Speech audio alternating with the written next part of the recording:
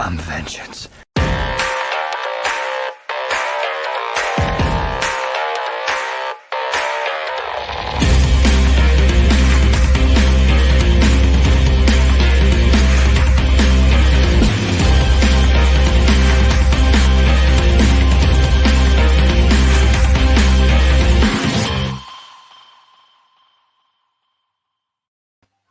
Welcome back, everybody. This is Mark 132 of the Super Civil Servants podcast. My name is Greg, the Bat Daddy 52. And folks, everything we're talking about this week has an underlying theme, I feel. It's who's the bad guy? And I'm going to point it out as we're talking about it, but I was just watching each of these shows and I'm trying to figure out who is the bad guy. So we're going to talk about all that kind of stuff. Got my homeboy Ross with me. What's up, man? Not a whole lot, man. It's Friday. It's been a shit week, man. But it's been a crazy week. Glad we're here. I mean, portion of my house is completely exposed, with the flooring being ripped up. So put your shirt on. It's been insane. It's been an insane week. So, and I have a challenge on Sunday that I'm going to try to accomplish that we were just talking about a moment ago. So we'll see how well I can lay some floors down. But let's get into the show tonight. I think Sarah's going to be joining us in just a little while. But is there any news or anything out there? I mean, I didn't know if that was our show entrance or if that was the actual HBO trailer they just dropped saying they own the DC universe. So I don't know if you got a chance to see that one. It was a nice little TV spot. Yeah, I saw it. I mean, it's pretty cool. News-wise, there's not a whole lot. I mean, there's the Lego video game is ruling Star Wars right now. So everyone's talking about Star Wars. Ruling Star Wars. Oh, ruling Star Wars. Okay. Yes. No. We all know what ruined Star Wars. Everyone on Twitter will let you know. Yeah.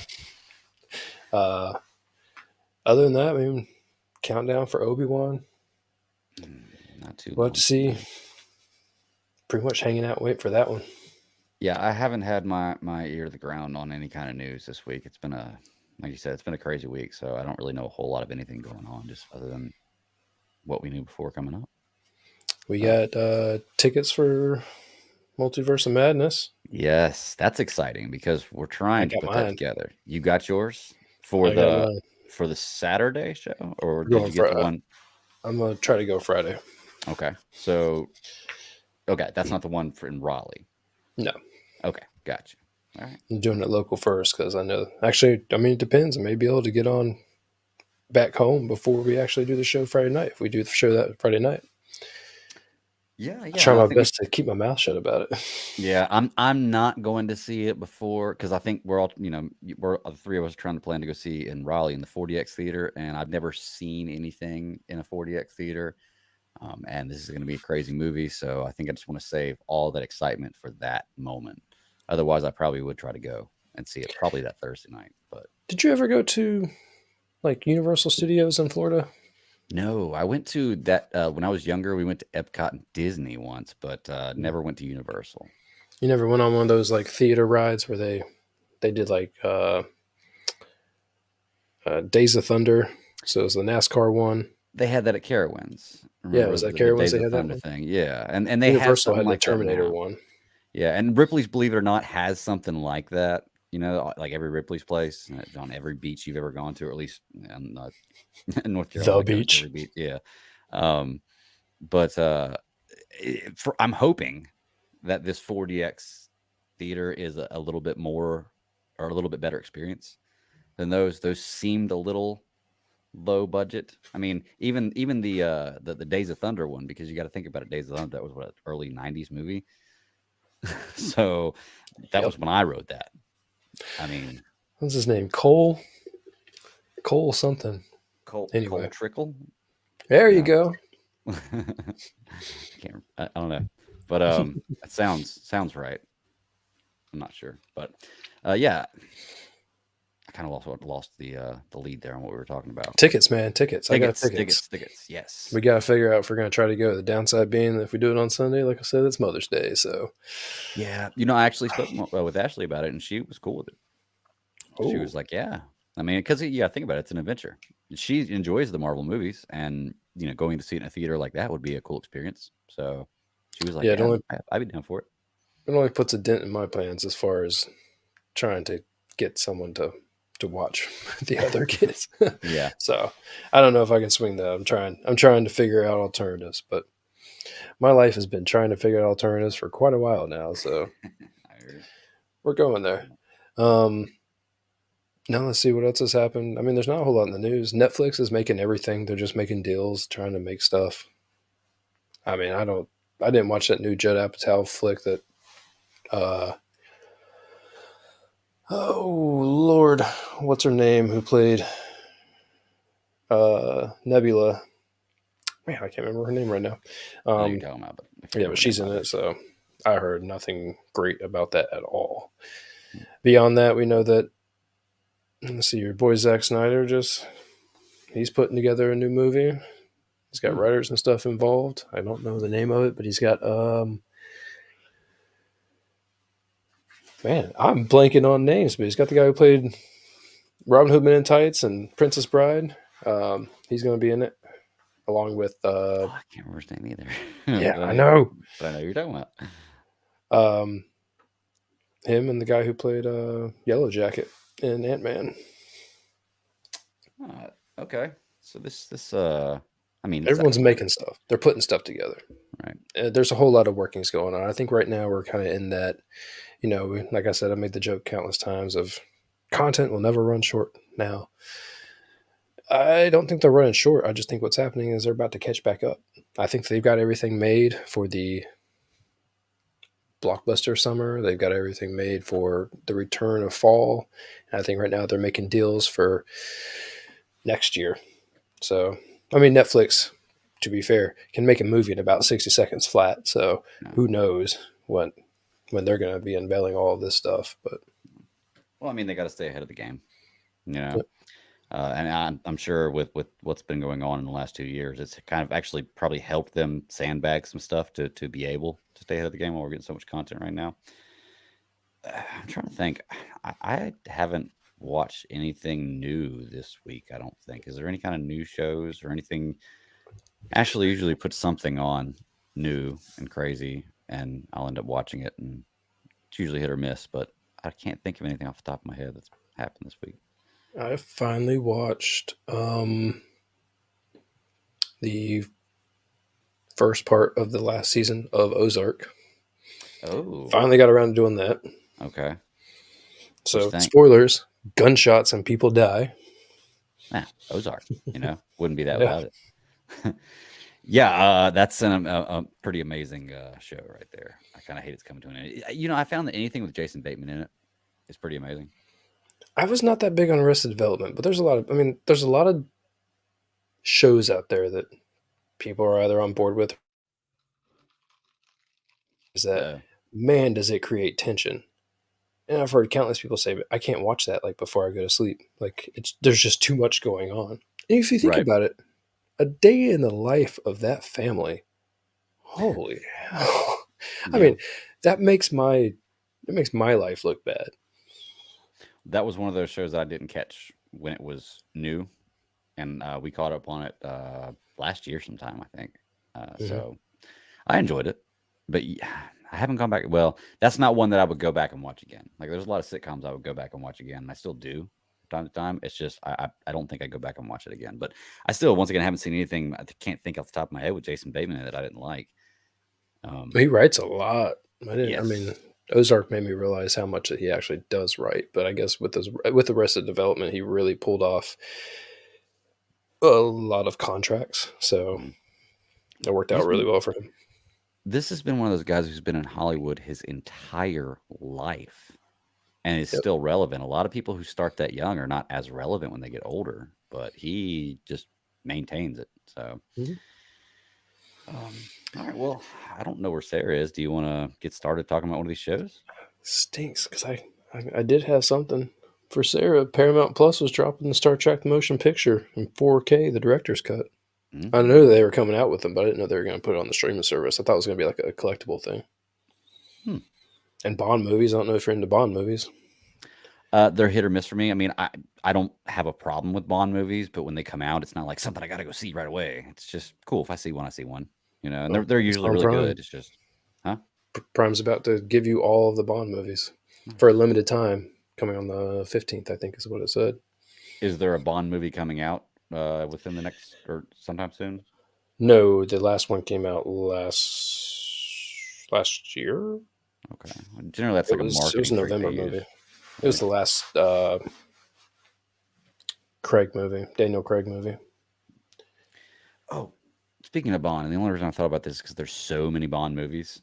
Um, I was listening to the Woody and Wilcox podcast. I listened to that. It's one of my daily shows, and they were talking about one of them was talking about a channel that streams Golden Girls all day long.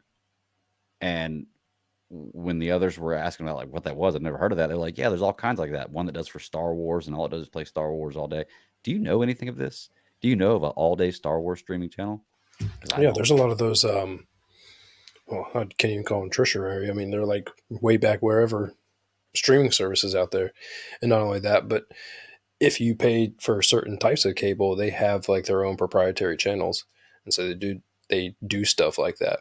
But there are like DirecTV. If you ever had that, I mean, they used to have once you get past the gray area of the adult section. I mean, they had like a real plethora of channels that were unused, and depending on what you would pay for, you could actually open them up, and they would be stuff like that. Hmm. Or if you go all the way to the end, I mean, they especially like during holidays and stuff like that. I mean, you remember like when TNT used to like air the Star Wars movies on like long weekends and stuff. You know, when kids were out of school, when we were out of school, uh, they do that for all the free sections of the channels that you're not normally used to going to. But if you don't look for it, then you don't know about it. Yeah, generally, whenever you'd have like 2,000 channels, I just wouldn't get in that area to look for Mhm. stuff because there was so much other stuff on, you know. And I knew the basic channels. I knew where like HBO was at, and then that was about it. Like nothing else mattered. yeah, that's pretty much it. It's funny because I have to admit I still have cable with all my streaming services. I still have cable simply for live sports. Even though a lot of times I found that I'll be streaming them on my phone, so it's kind of pointless anyway. But I'm usually streaming them on my phone through the Spectrum app, so it's at Mhm. least as close to live as I can get it. And sometimes it's right there with it. But it is kind of crazy going back and going through the guide on actual Spectrum because I don't have any cable boxes set up. The only thing I use is the Spectrum streaming app, and because I pay for cable, I have access to all the channels, and all the channels are the same when we were growing up, man. Yeah. Like they're all still exactly the same. That's one thing I think I'll never forget is the order of channels from the era we were in growing up. Like never changed. It's great. My I mean, I haven't paid for cable, shoot, 10, 15 years.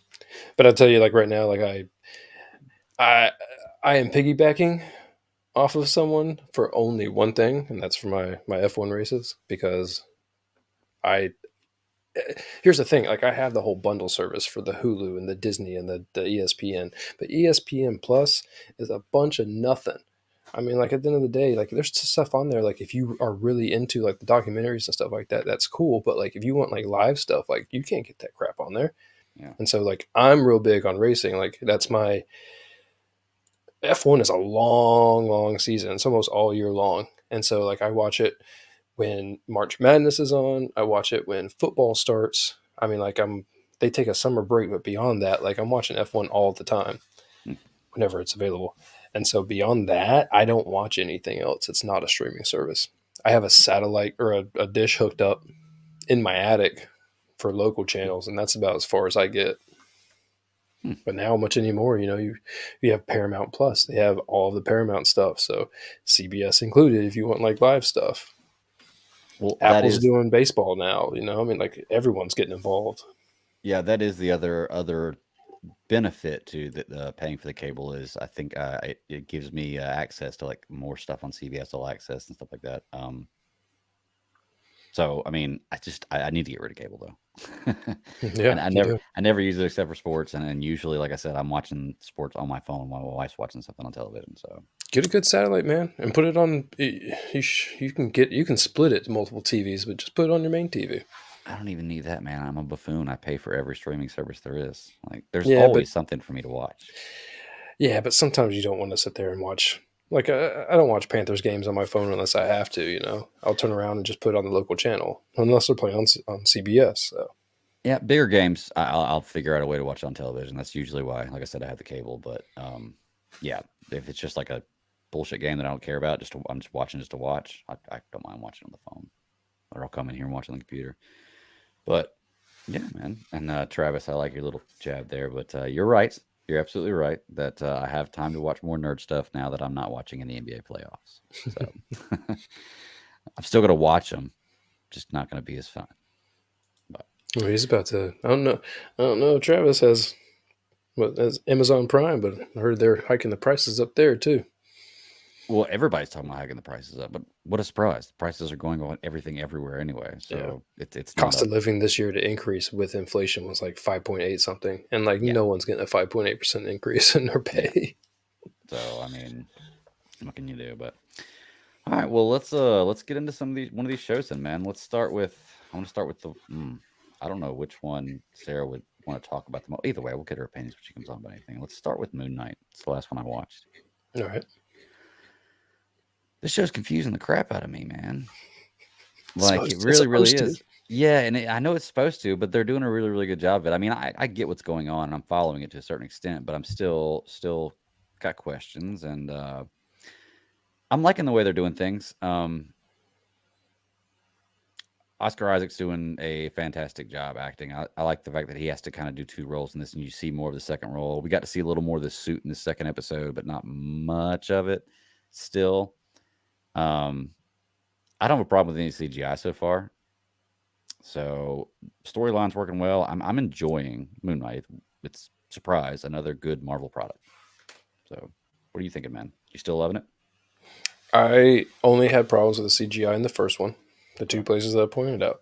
This episode, some of the suit was actually pretty good. I thought that, I mean, even the corny bits that they had when they were talking, Stephen with a V, Yeah. whatever, whenever he's like, sting like a bee, Stephen with a V, even that, like, to me, I was like, well, that's pretty funny. You know, I mean, I do think that they're really trying to. The Miss Marvel trailer was a real ringer for like a younger audience. And I think that this one and all the other ones that they're going to try to come out with, they're really trying to keep a certain tone to them. Because the best thing about Marvel is that they came out with all these movies, all of them, and they all have so many different tones to them. You know, Ant-Man's funny and heisty. Uh, Winter Soldier is real serious and like really tells like a deep political story. You know, Ragnarok's super funny, but like the other Thor movies aren't. You know, there's a whole lot of like tone things that they try to do. And I think that this one's just really trying to find its footing, but you're not going to know what it is until you know more by like the fifth or sixth episode of what's going on with him. I think it's great that they introduced his wife. That's a whole new angle for him to try to figure out. You know, like starting from the top. I mean, he wakes up out of his bed again, straight leash to it, and face plants. And you're like, you know that has to happen. Oh, Right. Every morning yeah, if you're going to or tie yourself nearly. to your bed, that has to happen. Um, he keeps trying to talk to Mark, but he's still trying to figure out like what happened to him from the night before. Whenever, like I said, the devil dog was trying to take him down in the bathroom, and he Yeah. goes and checks with the security guard, which, by the way, badass security setup. I Oh mean, that yeah. dude had so many monitors and everything in front of him. Like, what? Like, I I know think this is like a nice museum, but damn. yeah. Well, I can't remember what he called it, but it was something like I was like, wow, this is like an awesome layer. Like I feel like I'm Mhm. in the Batcave right now. Except for the fact That's that the pretty camera much didn't what it get looked like. well, and I had questions right then too because I'm like, how did the camera not catch anything? I'm sure it was going to explain it later. And it didn't actually explain it, but you figure it out later, just through logic. Um, I wanted to ask when, okay, so he chains himself to the bed every night, right? Goes to sleep, goes through all this stuff. How does he get back in the bed, chained to the bed, chained to the bed? And how come it happens sometimes he's chained to the bed and sometimes he's not? Or I, is it just maybe some nights he doesn't? I don't know, man. It's a weird. so this episode really kind of fingered Mark for like a bad guy, right? Mhm. So he was supposedly like an assassin. He was just straight murking people at some point. Um, I thought was real interesting that we had Ethan Hawke's character was the previous avatar for Khonshu, and so Do he you, says. do you think he's lying? That's what I was going to ask. Well, I mean, if he's lying, then he would end up on the wrong side of the scale, right? Yeah, maybe.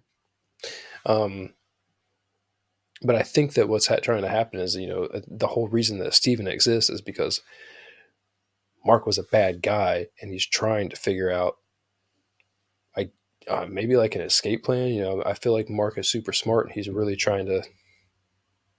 He's trying to save his own butt, save his wife's butt, but also like think of the future at the same time. And so Mhm. there's a whole bunch of things going on in his brain. So I don't know what you do. I know that you have to crawl back into bed so that if you could do everything in reverse, retape the door, re-smooth the sand, jump back in bed, put the bracelet back on. I find it very funny that if you can get up and walk at night, that you couldn't take a bracelet off to get up and do so. Right. So that's kind of like my, cracking the iron. But I don't know. It is a little He's trying to strange. protect them. Yeah, I get that, and you get that feeling throughout here, and that's kind of why I put in this title of this episode is like, who's the bad guy? Because it's kind of a theme running through all three shows. Is like, I they make Ethan Hawke out like throughout this whole episode. I'm like, okay, what Ethan Hawke's character is portraying is great. Like what is bad about what he's doing, and then it gets to the point where he lets you know it's basically like a Minority Report type deal, where you're punishing people for crimes they haven't committed yet, and it leaves people with it doesn't give people the option of free will where they have the choice to do that or not. Um, cool concept. It's just that like until you get to that point, you're wondering, is this a bad guy? Like is he really that bad? And I don't know.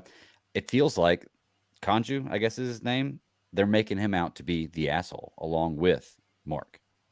Mhm. So I'm sure that, of course, I'm sure as the story progresses, you're going to figure out more and things are going to change. But it's just interesting how they're portraying that right now as to, in my mind, kind of who's the bad guy, you know?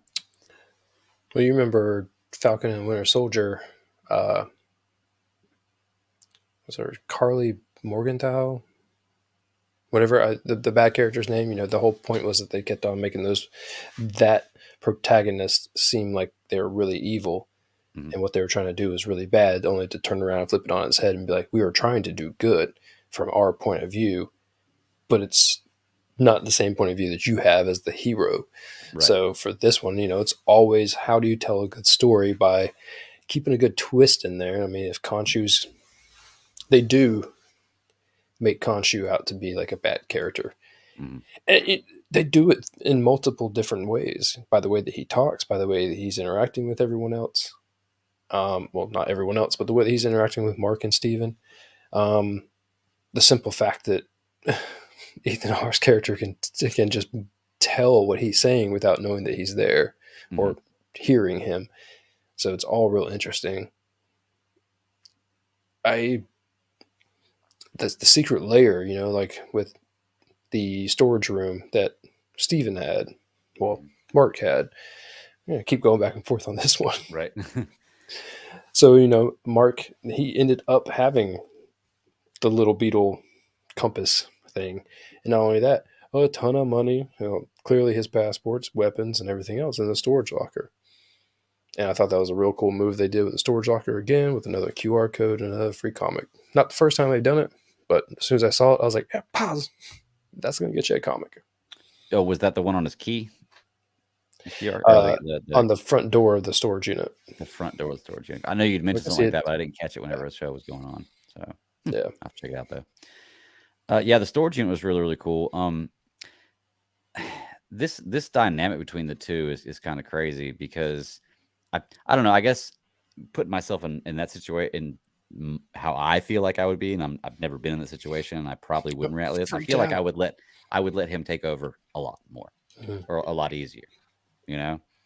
But I'm sure this is accusing times That's for the Steven problem to right be, there. yeah, Being accusing confusing. times. Yeah. Uh, control. Control is something that we all, I don't know. There's different types of people in the world, but most people in the world want to feel like they are the ones in control. And when you Yeah. feel out of control, you don't feel yourself. So Mhm. So when they introduced Layla, I guess her name, as his wife, did you know that was that when you saw the name Layla, that was his wife or Mark's wife, or was that a surprise to you when you? well, I was definitely gonna say partner of some type. So Right. I mean, wife's not a far stretch. Okay.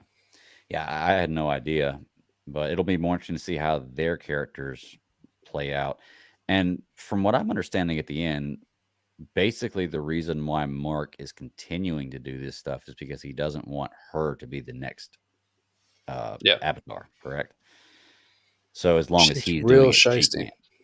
It is pretty shiesty. That's that's some It's pretty almost like it's dirty a shit. threat, and like it could be an empty threat, but at the same time, it's kind of like it's pretty messed up, man. I mean, would you call that bluff though? Seriously, are you going all? I mean, it just makes me wonder. Like I said, I know that just because they brought up the point of kaiju whenever he said I issue justice after the crime's been committed, so like he's not necessarily doing the wrong thing, or from what I've seen so far. It, I don't know. I just I don't know how long the story's going to continue. Like, is he forever in servitude to kaiju, like in the comics? Like, I don't even know. I never read it. Like, is this Oh, an to on? Khonshu. I think it would be interesting if what he's trying to do is to find a way to circumvent him. Mhm, Because you know, at the same time, he may not be interested in keeping the powers, but most likely, as being a Marvel thing, what he would probably do is keep the powers, being able to circumvent him. mhm, I don't know. I don't know if he can. I don't know if he can dodge it. I mean, Khonshu, he always derived his power from Khonshu. mhm. I just don't know what they're going to try to do here. You know, like other shows that we're watching now, it is taking liberty. I mean, Marvel's always taking certain liberties to get their storytelling across without making it seem too muddled. So who knows? Who knows what they're going to do? Yeah, We got 4 more episodes, and then Lord knows where this guy could show up. I can't believe there's only 4 more episodes. It's kind of crazy. And that was another thing I was going to ask you is this show feels Marvel at time, like MCU universe at times, and then other times it doesn't. So I'm wondering where they fit this into the cinematic universe, or if they do. Yeah. Well, think about. Did you ever watch Eternals? Yes. All right. So, but how many other properties of Marvel do they actually go like legitimately like outside the United States?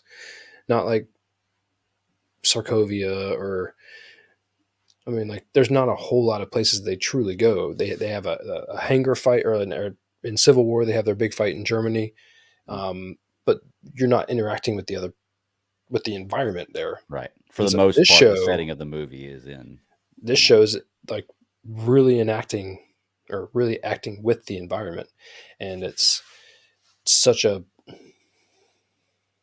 it's such a different feel that I think that what we're actually getting is making it seem a little less Marvel because we haven't experienced that Mm, to like this degree. But I was going to say with Eternals, you know, they were outside of the country somewhat, and I mean even then, like it didn't feel like it because they weren't focusing on it. They weren't focusing on the lifestyle, the, the human statues, the museums that truly exist. You know, like all these things that are actually a part of the environment. mm, So it's quite funny that you bring that up because watching it, I was kind of thinking like it seems like they're kind of reaching somewhere where they haven't really reached before, which mm. is nice because they're going to have to.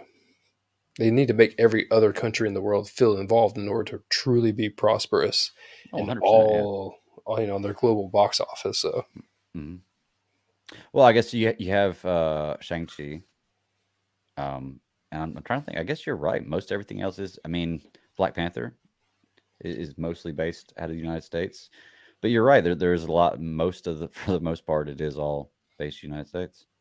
Maybe that is why it feels kind of, but see, I don't know. I felt that way with, well, actually, no, I can't say that.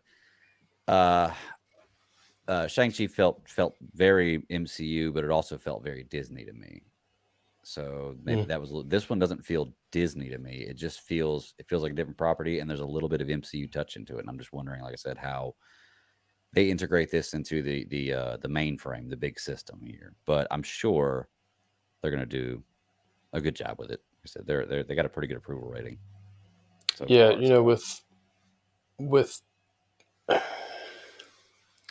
they do seem like they're trying to keep their different planes of storytelling. You know, like the next Captain America movie is going to probably keep on its own plane.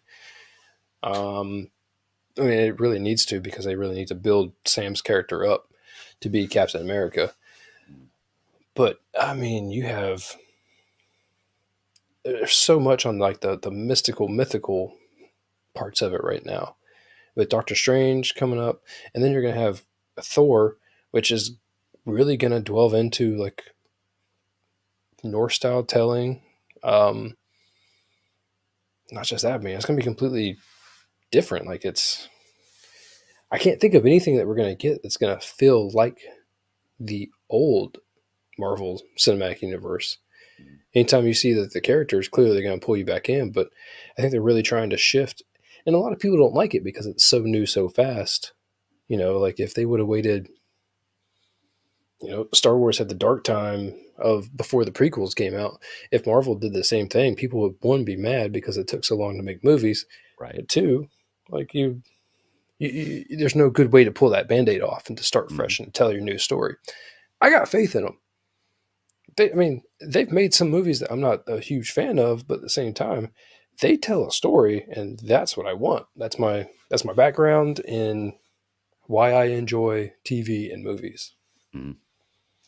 One coherent story. Yeah, they do a great job with that. Like I said, they're passing my class. You know, they've got a pretty good grade for everything they do. So I'm like you, I trust them. I sometimes question where they're going to go, and once again, there are things that I'm not a enormous fan of, but they're still not a bad movie. It's just you just gotta put your faith in Marvel. If this is Hold'em, I haven't even seen my cards yet. You know, You know, like there's no river, there's no nothing. Like we don't know what's going on quite yet. So the way I think about it is, I gotta at least feel like I've gotten to the point where they had really tried. And with all of these new stories, we haven't made it there yet. With Moonknight, to get back on that subject, I'm liking what I've seen. My only two complaints have been with the CGI in the last episode. That is it. I mean, I like the humor. Oscar Isaac is fantastic. I mean, weird characters like what he's playing can come off so uh, distasteful in like so many different ways. And I think that he's doing such a good job because he's running his mouth. Like he never shuts up. Like when the right? two cops show up, he is 100% suspicious. Like, I Oh don't yeah, know how you. Not only that, they kicked the door in. It was actually going back to like watching Ozark. I kept on saying, like, watching that show, like, why are all these people walking across the threshold? That will get you shot in this state. And I'm yeah. like, you cannot do that. And then like I watched them do it in London or wherever in England that he's at, and when the cops just barge in, I'm like, those aren't cops. Mm-hmm. Because I'm pretty sure my butt would be putting them back through that threshold. Oh yeah, yeah. I definitely got that feeling. Like you said, that the busting through the door was the immediate thing for me. I was like, wow, they do things different there, I suppose. But They uh, are a little bit meaner, but at the same yeah, time, they yeah, do have rules to follow and laws to follow. correct. So I wanted to ask, do you think that by the end of this season we get a relationship between Steven and Mark that is a little more even Steven with the two? Yeah, didn't even mean to do that. even even with a That V. was right off the top of my head. Suck on that, Wayne Brady. Yeah. uh, I Yes, I mean you're gonna have to. What I think that was more shocking to me in this episode was the fact that the suit showed up, and so the Psycho Colonel Sanders is what they referred to it as. But it's so funny because like that's Steven's version of the suit. I guess I'm trying to piece this together because it came off as like no one has seen it before. Mhm. But I know that he was trying to look GQ for his date that he missed, and it really seemed like it fit him. I'm only wondering, like, how are split personalities able to pull off split personalities as a superhero? Because that kind of opens up a whole new thing. Right. Um, that's like saying that if you had true multiple personality disorder, then you'd have multiple hero personality disorder at the same time. So it's a real interesting You could be a hero and a villain. stance that they're taking. Yeah. Well, it's funny you mentioned that because there was another part in this that I was asked. I don't have my notes with me, but that I was thinking about with the mother. Like we know that in the first few episodes, he's always leaving a message for his mother, and then whenever he meets Layla, she's like, he needs like talking about his mother. He's like, "Oh, y'all are talking now." So different personality, same mother. I feel like he's reaching out. Uh, it feels like it's one of those things to where, like, if like right now, like if I didn't talk to my mom and like it was a real big problem for me, like, and I held on to it deep somewhere, but I came off real masculine, like, oh, I just don't talk to my mom. I haven't talked to her since '93. It sure seems like whatever Mark's problem is with his mom, Steven's personality is trying to compensate for. Whatever number he's calling probably isn't the mom. It could just be him making the actual effort that Right. Mark won't do. So that's the way I'm reading it right now. That's a good point. I don't know. It's weird. I feel like, but then again, I guess how much uh, how much of Steven's life does he remember? Is the thing because like, do you remember childhood and everything else just as Mark does? I Like, don't think so. at what point in time do the personalities split off? Is what I mean. And I guess I I don't think know. Maybe Mark has done like it's almost like Mark created that personality. It could have spawned all by it on its own mm, in whatever issue that he has. Maybe like just the simple fact that like he's Khonshu's avatar and it screwed up his psyche, or maybe the fact that he could have PTSD being a former Marine. Like who knows what any of this could come from. But mm, I do think that the Steven side of the character truly feels like he has lived a whole entire life as Steven, mm. which we know not to be true. So was it programmed? Who knows? Did he spawn it out of thin air? I mean, most likely. I mean, I'm wondering if they're going to answer that question. I'm sure they probably will. I'm sure if we're thinking about it, they've probably thought of it. You know. The whole reason why you feel uncomfortable with the character is because they're making you feel uncomfortable with the character. And I like it. Yeah. I'm for it. I mean, I want to know what they're going to do because, like, these are the types of things, like, you keep going for it. And if the payoff isn't good, then that's what stops you from wanting to be a fan of Marvel stuff. Like, Right. I wasn't a fan of that show. Why? Because the payoff wasn't good. Like, what they tried to do with that character, they went 4 or 5 episodes trying to make me figure out who was in control and why. And then when they tried to explain it, they're like, it was an immaculate miracle. Yeah. Yeah. Well, the control thing is weird too because like you get to see Steven in the mirror now, Mm-hmm. and he kind of gives you an idea of what it's like. My question is, I guess the person in control has to give over power to the other person, like let him take control. So unless Steven's sleeping, obviously, then he can then Mark can take control. Why would Mark just give him control back? Like, why would he let him have it back? Why don't you just take it and keep it? All questions to be answered, I suppose. I mean, that is a good question. I think about the whole thing like a seesaw, Mm, and only one of them can have feet on the ground at one time. mm.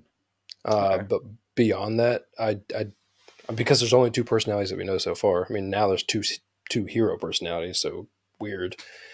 But yeah, no, I don't know.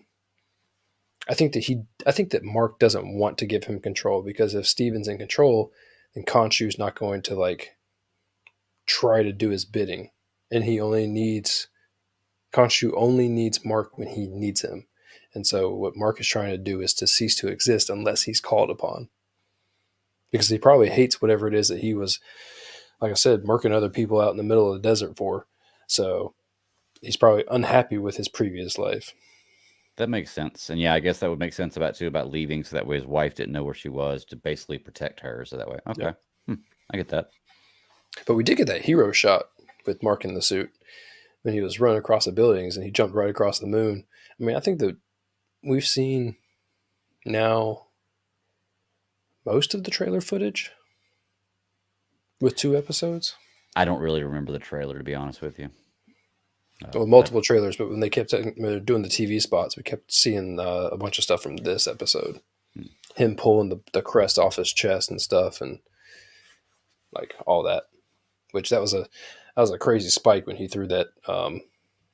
Jackal, yeah, Yeah, that was pretty cool. I'm liking that. I'm liking watching the action so far. The only thing is, there's not really a lot of action uh, to be had at this moment. But I'm sure six they're gonna wrap it episodes. up. I think they're doing okay though. They're giving you the story. They're trying to get you confused. They're going to make you unconfused Hmm. once they clear it up, and then they're going to give you the action. Yeah, likely the case. I mean, we did just get introduced to what looks like a new power that Mhm. Ethan Hawke has. So Walking on glass. No, I'm joking. yeah, so we're gonna see what that entails. But yeah, man, like I said, I'm enjoying the show. 2 episodes in, Marvel does it again. So Oh, you and he's want? back in Egypt at the end Oh yeah, I didn't think about that. And he's back in Egypt, and Mark's in full control with a right a now. bottle of booze, like he's going right back to old times. So be interesting to see what this new, because I guess now I can't remember Ethan Hawke's character's name. He has the little Hard. Oh, I got it. What is he? Arthur Harrow. Haro. Okay, yeah, he has the little amulet or whatever that thing is. I can't remember what they keep calling it. I want to call it It's an a amulet. compass. It's That's not. all it is. It's a Yeah. compass. Um, things are about to turn up, I think. But all right, man. Let's move on. You want to do Halo or Picard? Mm, let's do Halo. Let's do Halo. All right. This is the show that everybody that I've spoken to is absolutely in love with. Oof. It's one at work that people are like, man, this is such a great show. Like they keep, new people every day are talking about the show at work. And I'm like, oh, okay. Um, I think it's funny that I know me personally too. The helmet being removed, like, has been a big issue with a lot of people I know. And I know at the beginning, when I first, when we were looking at the first reviews of it, it was talking about how horrible that was, and that's why people hated it. Then today, I read an article talking about what a great idea it was and how they did such a great job of removing the helmet so early. And I was like, hmm. And actually, after this episode, based on what you've seen, I did need to see that in human emotion. I need to see that face and for this, because you see the character change in this episode quite a bit, and I needed to see that not behind a helmet. You know, so I'm not gonna lie, it was a good move, I guess, in my opinion too. Now, it wasn't something that was gonna make me stop watching it by any means, or make me not watch it, because I'm not that hardcore of a fan. But Well, think I'm about how weird it would be to have the emotion side of it without actually seeing his face non-emotional. mhm. You Yeah, know, that's what I mean. Like, yeah. to tell a story like they told today on this episode, which, by the way, is another one. Who's the villain? And not really any action in this episode. Still pulled it off really well. Um, just Halo, man. It's knocking another part for me. And like I said, everybody at work, everybody I talk to loves it. Um, and I'm enjoying it pretty. What's the word I'm looking for? A lot. Pretty a lot. Yeah. A lot. Yeah, a lot. So, what's you, man? We, uh, everything that I've seen so far. Okay, look, I don't know a whole lot of people that play Halo, so I don't have a good reference to like video game stuff. Like, look, I know enough about the video game to understand where all this stuff comes from. I don't know enough to be saddened by any of the moves that they make in this television show. When they pulled out Cortana, a lot of people,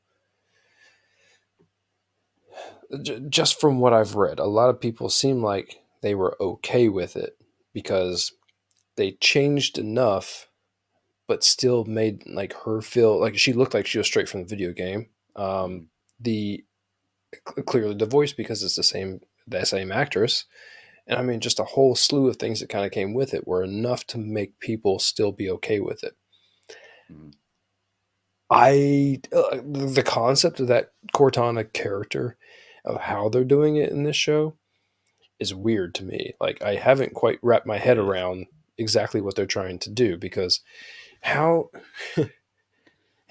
how do you how do you project a character out of thin air that everyone can see? And it's not like mental for him. It's that everyone can see Cortana. But only he can hear sometimes, right? Yeah, it seems like it's selective. So if she's not visible, then it's just in his ear. Like Mhm. he can hear her in his head. So that whole thing is very strange. And the fact that they used a clone of Dr. Halsey, which she just created a clone, then they took her her brain, not even the Through her brain. eye. Yeah, Yeah. consciousness, like, that's what I was gonna ask you. What did they do there? Like, so they killed the clone right there. They Yep. basically took the brain out of it, Yep. right? Okay. Yep. So they grew a I clone with the brain and and whatever in it to kill it and take and extract its consciousness, I guess? just the mental. I mean, I keep wanting to say brain, but like I don't want. If no one has seen this, by the way, I mean, like clearly this show is nothing but spoilers. Right. But at the same time, but they don't take the woman's brain out of her head. They take all of her thoughts and her consciousness, and they essentially. I remember, I remember saying it to myself as they were doing it. I'm like, Cortana, now on disc. And they essentially turn her into a pellet with like her all of her brain is like in a pellet, and they put that shit right in the back of Master Chief's head, which I part of me can understand that physicality of it, but not like pulling like a clone's thoughts and everything else. Anyway, the whole thing's weird. The fact that they do it, I I suspend disbelief and I move on to accept. But at the same time, it's been one episode. I'm just trying to like adjust and like Right. get my bearings. Like, okay, what are we capable of? What are we not capable of here? I feel like we are kind of taking a saw to the branch we're sitting on here. Mm-hmm. Um, so yeah, you're right. It happens in every show. At some point in time, you just got to be like, okay, I believe this science for this purpose, Yeah. and that's kind of the way this show is right now. Um, let's see, is Halsey a bad guy? Is the question for me because like it's you get those vibes, but like I still don't understand her motive in this whole thing. So Her motive is I'm wondering if selfish. she's a bad guy, huh? So her motive is selfish. Yeah. She Oh, seems to be a pure. I mean, I guess you could say like selfish scientist. I mean, like they are literally just trying. Actually, we have two of them. Like on our next show, we're going to talk about. We have two people who are truly trying to not even make a name for themselves, but maybe just advance what they feel like their speciality is. so you think She's that's her end trying to game? advance. You think that's her end game then? Is I, just for the sake of Not having for it everyone, done? maybe just for herself. She's just trying to like answer the questions of the universe, but not do it in like a very utopian way. More of like a very like this is my ship. Either be a part of it or get off of it. Yeah, very mad She's a scientisty. shit mom, so I mean, what do you do? Like that right there tells you quite a bit. Yeah. We do get to see that. I'm gonna keep referring to her as Nikki. Um, she's badass. Makey, Yeah, she's a badass. dude, the worms. Not She human. jumps on that ship and brings those worms. Yeah. In that scene, we see is she not human? Is she like humanoid? Not because Oh, you mean like a? she has the claws. Is that a weapon that maybe she was given by the Covenant? Because it looks like they're I do think blades. so. Okay, so that's Yeah, not something like something she has. That's no, probably because something else. they come with the what's the name of the energy sword thing they show up I know with? what you You know what mean. I'm We're talking gonna about. call it an energy sword. Yeah. There you go. And I feel like what they've given her was kind of like a very well, you know, you watch all these knights and old all these different old battles, like things that have happened years ago. You know, like battle for England as a country, Mhm. and then it's always like poison is like the woman's weapon, right? And Right. so like this is like the poison. This is like the small version. Like you don't see it coming, but it will kill you. And I mean, she straight stabbed dude in the head. Yeah. That Yeah. was, Terrible way to go. Like yeah, through his eye, probably got his brain. Ugh, terrible way to go. yeah. It's two times this episode, two times, and then the Hmm. worms. I'm telling you, the worms. They were, yeah. Oh, But that is a good scene. That's actually just about all the action in this episode is that scene right there. But she is a straight badass. I do want to know though when she's walking. I know these worms are taking care of all these guys, but nobody shoots her.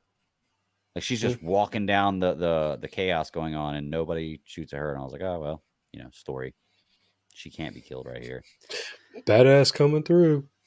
I like that they've given Master Chief the name the Demon.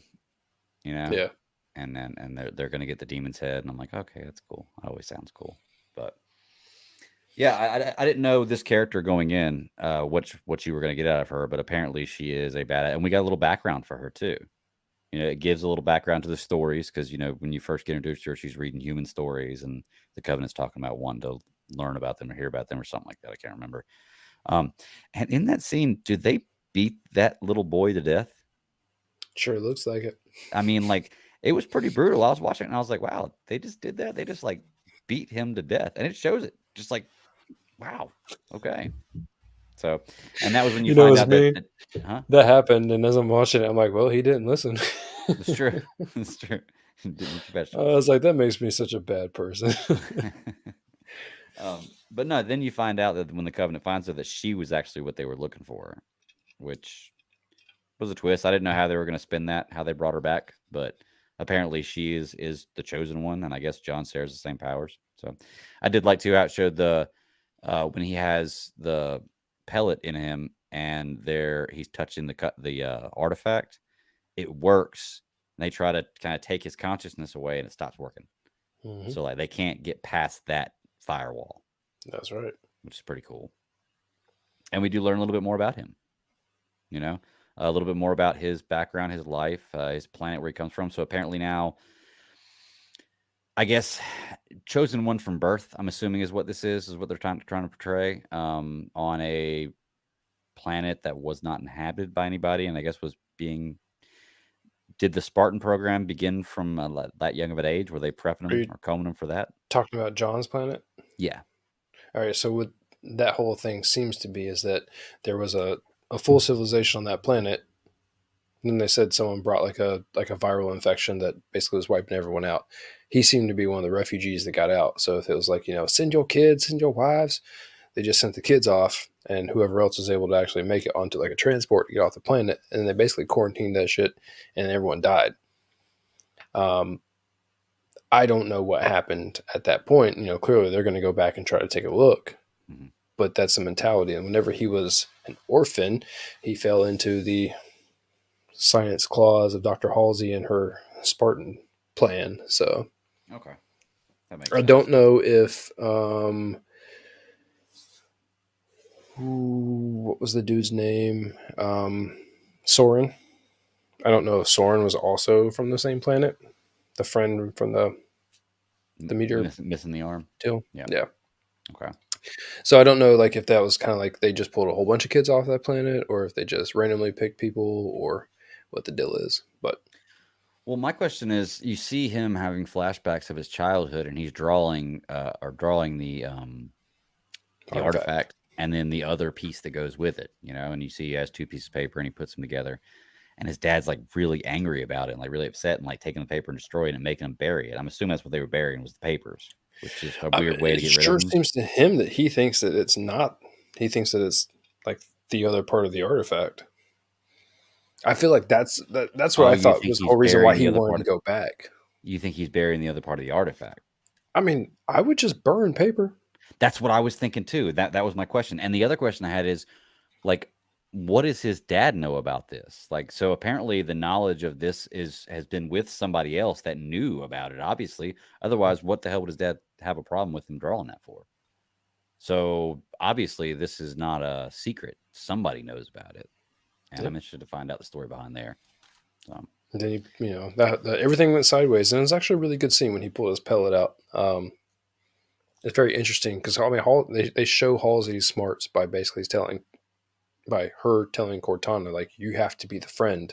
Like if anyone's going to be the foe, let it be us humans. And like even though like I have uh, direct authority over you until I release Master Chief's body to you fully, right now you have to listen to me. And I want you to be the friend. And it's funny because her as whatever we're going to call her. I'm sticking with Cortana on disc. It makes sense to me.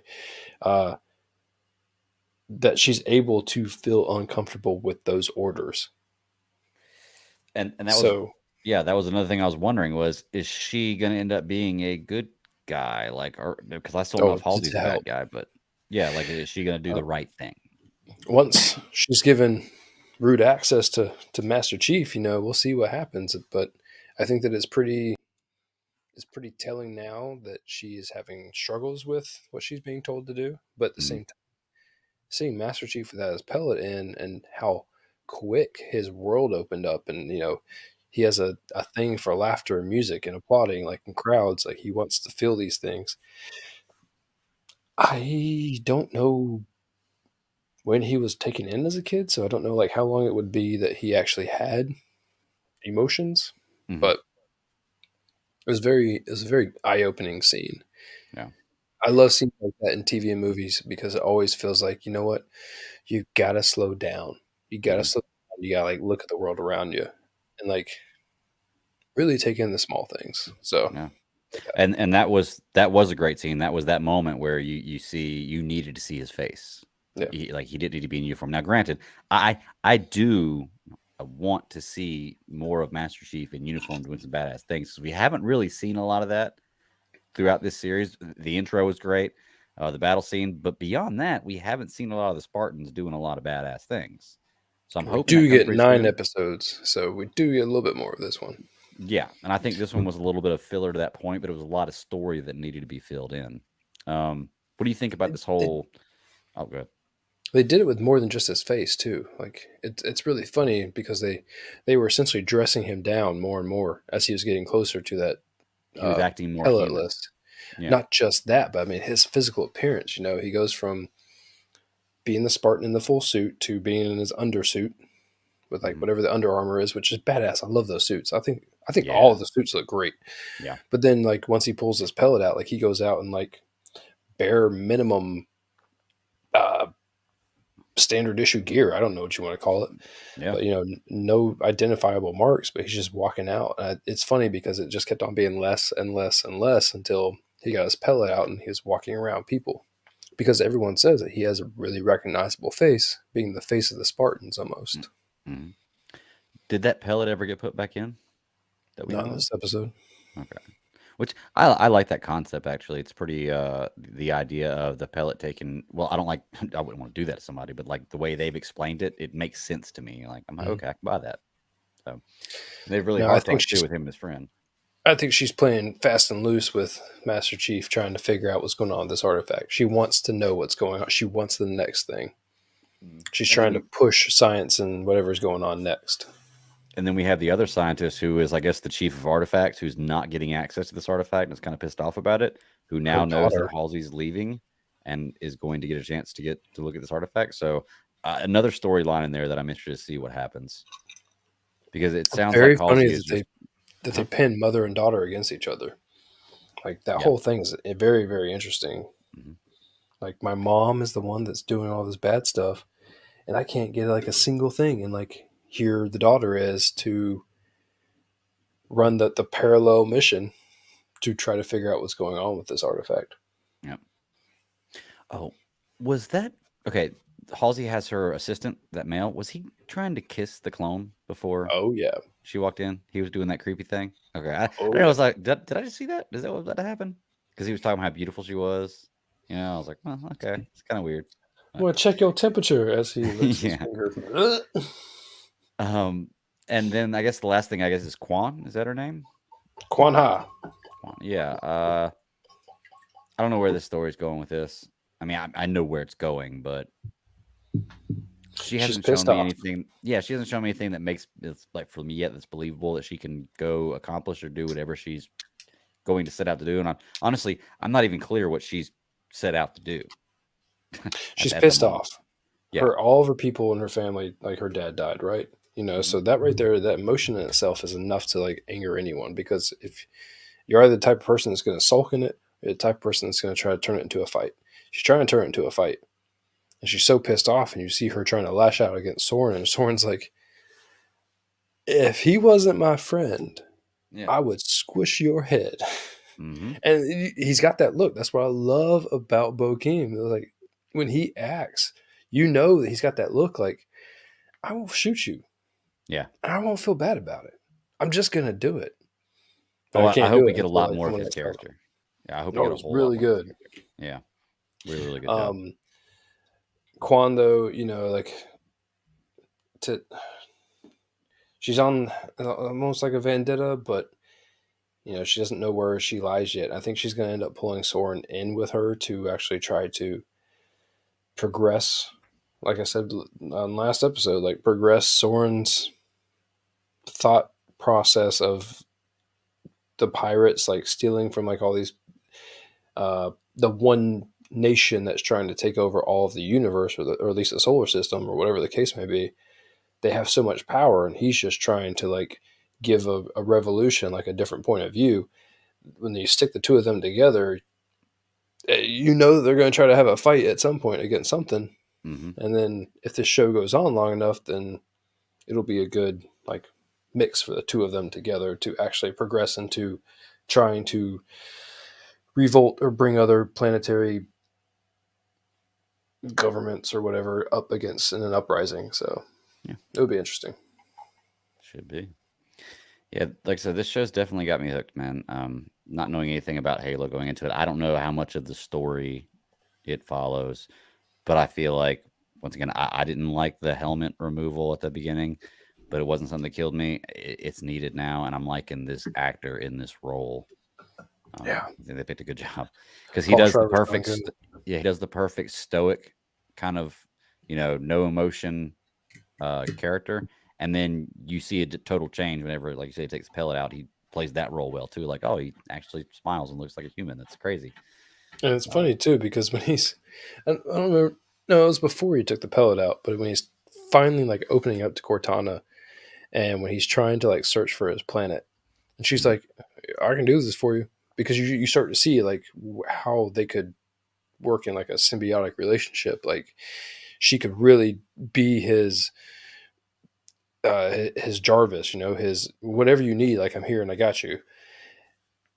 And he starts just having like a straight up confession in that booth with Cortana, who is someone that he did not want at all and has been bothering him. two And then seconds ago. boom, he's Yeah. opening up.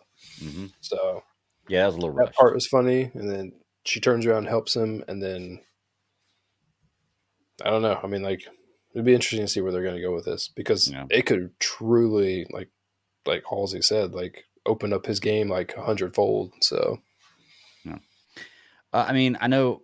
I'm pretty sure in the game Cortana is like you said, like his Jarvis. mm, So I'm almost positive she's going to end up being a good guy. I think honestly, Halsey probably dies at the end of this season.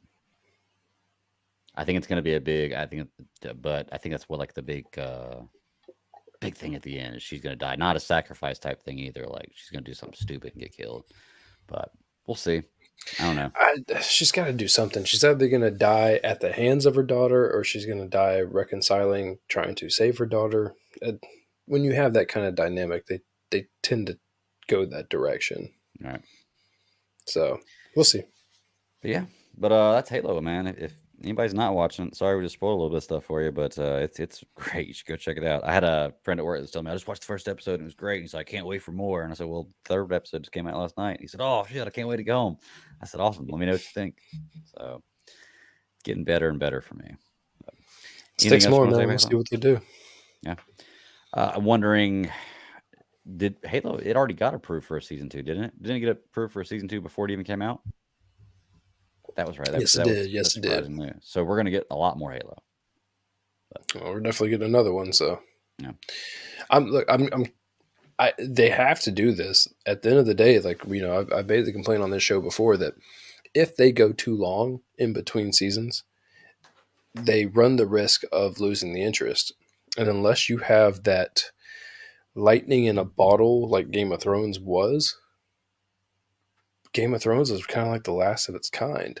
It was that very last little bit where you have all groups of people watching things. We've passed that now. COVID changed us.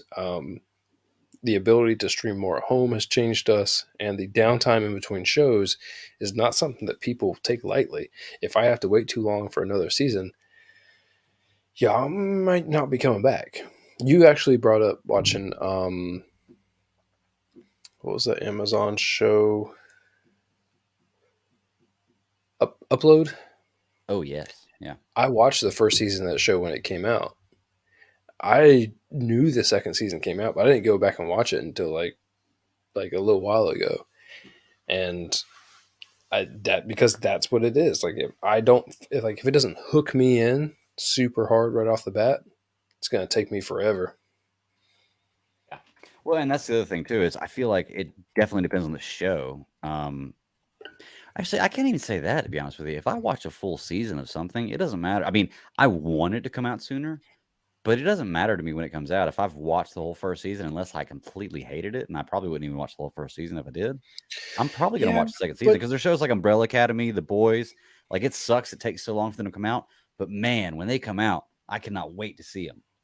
You and that's know? what I'm saying. Like there are your selective few, but Netflix just dropped a couple weeks ago. What was it? The Last Kingdom show.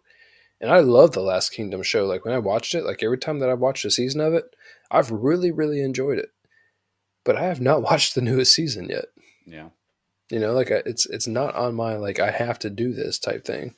Well, and I guess that's like what we're saying here is being selective about what you're watching because Yeah, there is so much stuff to watch now that yeah, you have to kind of hit it, knock it out of the park there's for tiers. yeah. So yeah, There's like stuff I have to watch or stuff that I'll get around to watching. I'm just trying to think if there's anything that I've Rebels. I say anything I've started like the first few seasons of that I haven't finished. I haven't finished the last season of Attack on Titan. I haven't Rebels. So yeah, but those are all timing. That has nothing to do with um, not enjoying it. Just timing. So I don't know. Well, if you haven't watched Halo, check it out. Panther Pickle in the chat says he's going to check out all 3 episodes tomorrow. I think you're going to like it, man. It's really, really good. But It is. well, let's get on to Picard, which, in my opinion, is I'm really enjoying all three of these shows, but it's my favorite of the three. Um, Ooh. it really, really is. Questions about it as within any show, and everything has these things you just got to kind of look past and do. But I'm becoming more of a really, really big Star Trek fan to the point where I want to start like reading and watching more stuff with it because these characters are amazing. And Patrick Stewart, man, this world needs this man. This man can give you a motivational speech about taking a shit and it will make you want to do it, about getting a damn colonoscopy and you'll want to do it. Like anything he says, he can say motivationally and it'll make you want to do it. Like this guy can talk, for real can talk. We just need somebody like that. The world does. So I hope he lives forever. I know that you like this show, and like I'm with you. Like Patrick Stewart's fantastic, always has been. Mm. I only say this cautioningly. Um, Star Trek always has a formula that it follows, and Picard is off of that formula. Okay. Okay, so it's not very far off. I'm not saying that it's drastically different, but what I am saying is that normally it's always there's a ship, there's your typical crew with your what you would call your landing party, um, your captain and everyone on the bridge, and then your other people. But at the same time, Picard is doing a little bit of its own thing. So they're telling a different story than most Star Trek stories do. Okay. But not taking anything away because look, I like Star Trek. I am not probably as fluent at all as Panther Pickle, but at the same time, like I'm pretty well. I've dabbled in all the Star Treks Right. enough to know like what the premise, what the meaning, what the culture, what the species, enough of the species at least, and all these types of things. So the fact that Picard works for me is because I do have a long history with TNG and knowing a lot of things that go into all the other types of shows that they've had too. This show, though, is really good, and Patrick Stewart does do a phenomenal job. All of the actors and actresses in this show. Look, I'm just gonna start off by saying Girardi, whoa, Yeah.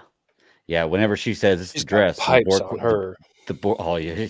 Oh, I thought you were talking about the scene where the Borg Queen's like, Oh, she's like, "It's all the of dress," and the Borg Queen's like, "No, it's me." I'm like, "No, it's the dress. It's the it. dress." Well, But yeah, you're right, she definitely has some she pipes on her too. straight up devil in a red dress. I mean, as soon as we jumped back into this episode, my first thought was devil in a red dress. I mean, it's that same exact thing. Mhm, I mean, but everything that they had with her in this episode was fantastic. mhm. And that's one other character. She's playing in a show with Patrick Stewart and damn near stealing it. Yeah. Well, I mean, she's basically playing two different characters now, which is awesome. Um, I mean, not awesome that she got taken over by the Borg Queen, but I liked how they explained that, and I thought it was pretty cool how the Borg Queen kind of tricked her into Mhm. doing that. That's pretty sweet. That relationship's kind of crazy. So I'm wondering, does she have any control anymore, or is it total Borg Queen now? I think what you have is a straight up. We can kind of go right back to the whole Mark and Steven conversation. I think she wants to have control, but I think at Hmm. the same time, she is ready and wanting to like not have control. She wants to see what she is capable of. And sometimes like people I'm guilty of it to a certain extent. I mean, at some point, like I hold myself back out of like a certain feeling of needing to be to like a certain level, and like Hmm. sometimes like it takes things to help bust you out of that level, right? Right. Liquid courage and everything else come with it. So in this, she has digital courage, and she not only has digital courage, but she has the whole collective of digital courage behind her. Yeah. What I know y'all said at the end of season one there were some like relationships they were looked like they were developing. Was her and Captain Rios Ken? slightly, Okay, that was yeah. okay. So that was the hookup behind. Because I know she Borkman mentioned it, and I was like, well, I haven't seen season one. And then when she kissed him, I was like, okay, that's probably what it was, but I'm not sure. Dude, watch season one. I mean, I actually, should. I should. even you know enough to where you can explain this stuff to your wife if you want to like try to like weasel in a certain sci-fi show if you want to try to like watch it with her, Yeah. because now especially there's 2 seasons. Well, I told you that I figured out the formula with her. If I can get her interested in the first like 10 minutes of the show, like to a point where because we usually sit down and play Catan together and watch whatever show. So if I can get her interested enough where I have to like nudge her and be like, hey, it's your turn, then I'm like, okay, I can get her into the show. And she usually likes a lot of this stuff. She's just not as knowledgeable about it. So it's tough for her to kind of dip her toes in some of the stuff, you know. But maybe I maybe could probably start get her off to with watch it. Halo and she can look at Paul Schreiber's ass and abs. I actually thought about that last night. She got off work, and I was like, I should just put the first episode of Halo on and just not even say anything and just like see if she likes it. I'm sure she probably would. So, but so Panther Pickle asked, also the one thing I don't like is 7 and 9 has more knowledge of the Borg than Picard, but the show is called Picard. We go right back to suspending certain parts of belief. Yeah. uh, there's a whole history there and you don't know it because you haven't seen it all, but I'm going to tell you, I mean, like at the same time, the there was multiple times during this episode where I'm like, the show shouldn't be called Picard. Yeah. And I mean, mainly because I was like, shit, they should just call it Girardi and be like, this is her episode, this is her show. But at the same Mhm. time, there's so much going on. Like we are on the the 7th iteration of a Brett Spiner character, I think, in Star Trek. I think that's right. By the way, like he's played so many different Soong and Data and all the variations of all. Like the man has been all over the place, and it was a fantastic shot when they're in that gala, and Picard sees him for the first time, because that's what I was talking about last week. I think when I was like, Q is setting him up as the either as the backup plan or the primary plan, because his initial attempt to snap Renee did not Mhm. work. So he seemed to jump too soon to be the next thing that was going to cause the whole reason why they're going back in time to begin with. And so when he saw Soong/Data's face, he just stops. Yeah. And it's so funny too, because it's so interesting to see the age between the two of them now. Mm-hmm. And there's been so much makeup over the years. There's been so much age and years of life that have been lived over the years. And it's Mm-hmm. amazing. Well, that's actually what I was wondering when I saw that scene. I was like, man, how crazy is this for these two actors to know how much history they've had together and the two characters and the roles they've played, like, you know, on screen with each other, and now they have this. Like, it's got to be crazy. But we have so many remakes or callbacks to shows or characters coming back from shows now that, like, you actually get a lot of that. Like, Bill and Ted's. Like, would you thought either one of them would have ever thought that they were going to be together on screen portraying those two characters again? Like, it's just crazy how that works out. But yeah, I thought about that whenever I saw it, and that character is pretty crazy. You know, we find out some stuff about him in this episode that I didn't realize they were going to take it to that level. But he is a insane mad scientist, like murderous mad It was scientist. so it stinks because you didn't watch the first season, but the daughter aspect, so we know more about that because of the first season as viewers, and we knew that there was going to have to be some sort of rift, right? Because of the knowledge that we already had going into this episode. It's interesting seeing it from her point of view, though, because it's always, TV and movies always give you that moment, like where the veil drops and like now you see it all, right? And that was her moment when Corey saw it all. She finds out that she's not the only one, and there was like multiple different kids, people, or memories that she had no idea about. Everything was recorded. So yeah. Well, I did find that interesting that, like, she found that on his computer and she's there all the time when he's not there. Like, you never, ever saw that on his computer. Seriously. It wasn't even hidden. It was just like on his home screen with files and names on it. And I was like, you've never even glanced in that direction. But I mean, what does the folder that says family videos have in it? Right. But I mean, it's whatever. I mean, part of the story, I suppose. That, you know, this is only 2 years from now, and they have shields that can fly above you and, you know, block you from the outside atmosphere. So it's whatever. Oh, I mean, okay, Rafi, is that her name? Yeah. Okay, I can't stand this character. Like, stop whining and bitching about everything. And maybe that's just her character. I don't know, but like, everything. She is always the stick in the ass. So, like, what is her deal? Like, I get she's been through some trauma lately, but haven't they all? Like, seriously, haven't they all? Suck it up, you know, and do what you've got to do. But you got to understand, it would help if you watched the first season. I guess so, yeah. It would help if you knew more about Star Trek, but I mean, even the first season, it lets you know that, like, when Picard goes to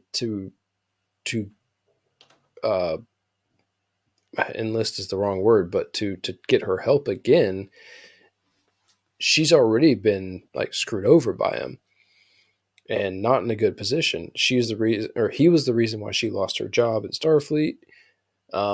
He comes back to try to get her to help him, do some espionage, off the books type shit.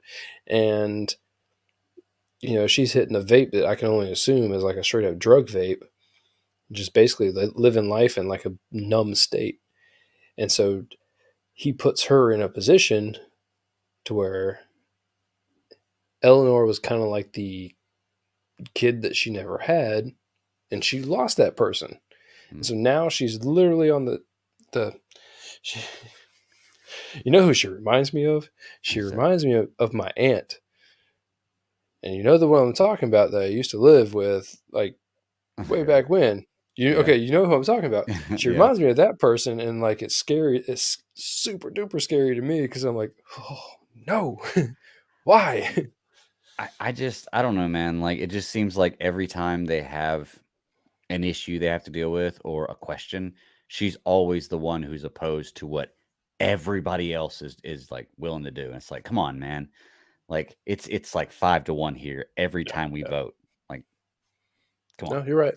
You are But right. what She is the stick in the mud. She is the pain in the ass. She is the one that just cannot shut up and get shit done. but she's there, and character redemption. I'm sure I've only known her for these episodes. I need to watch season one. I'm not saying the actress is doing a bad job. The character. I just want to like kind of just suck it up and just be on the team with everybody else, and be gung ho about what's going on and try to get him back home. They mentioned him going back to the doctor, and at some point in time, I was like, well, okay, so we know that's going to happen. I wonder how they're going to write that in, and then we get Picard getting hit by a car. So Yeah, so opening that episode like that was really weird with the yeah. yes, Rafi is the person you want to die. Yes, Yes. if anybody's going to. Yeah. Um what was it, 34 minutes earlier is what it said. So I guess all this stuff took place in like 30 minutes. Yeah, it keeps giving you that as the thing's going on. So Yeah. this whole episode is 30 minutes before this point.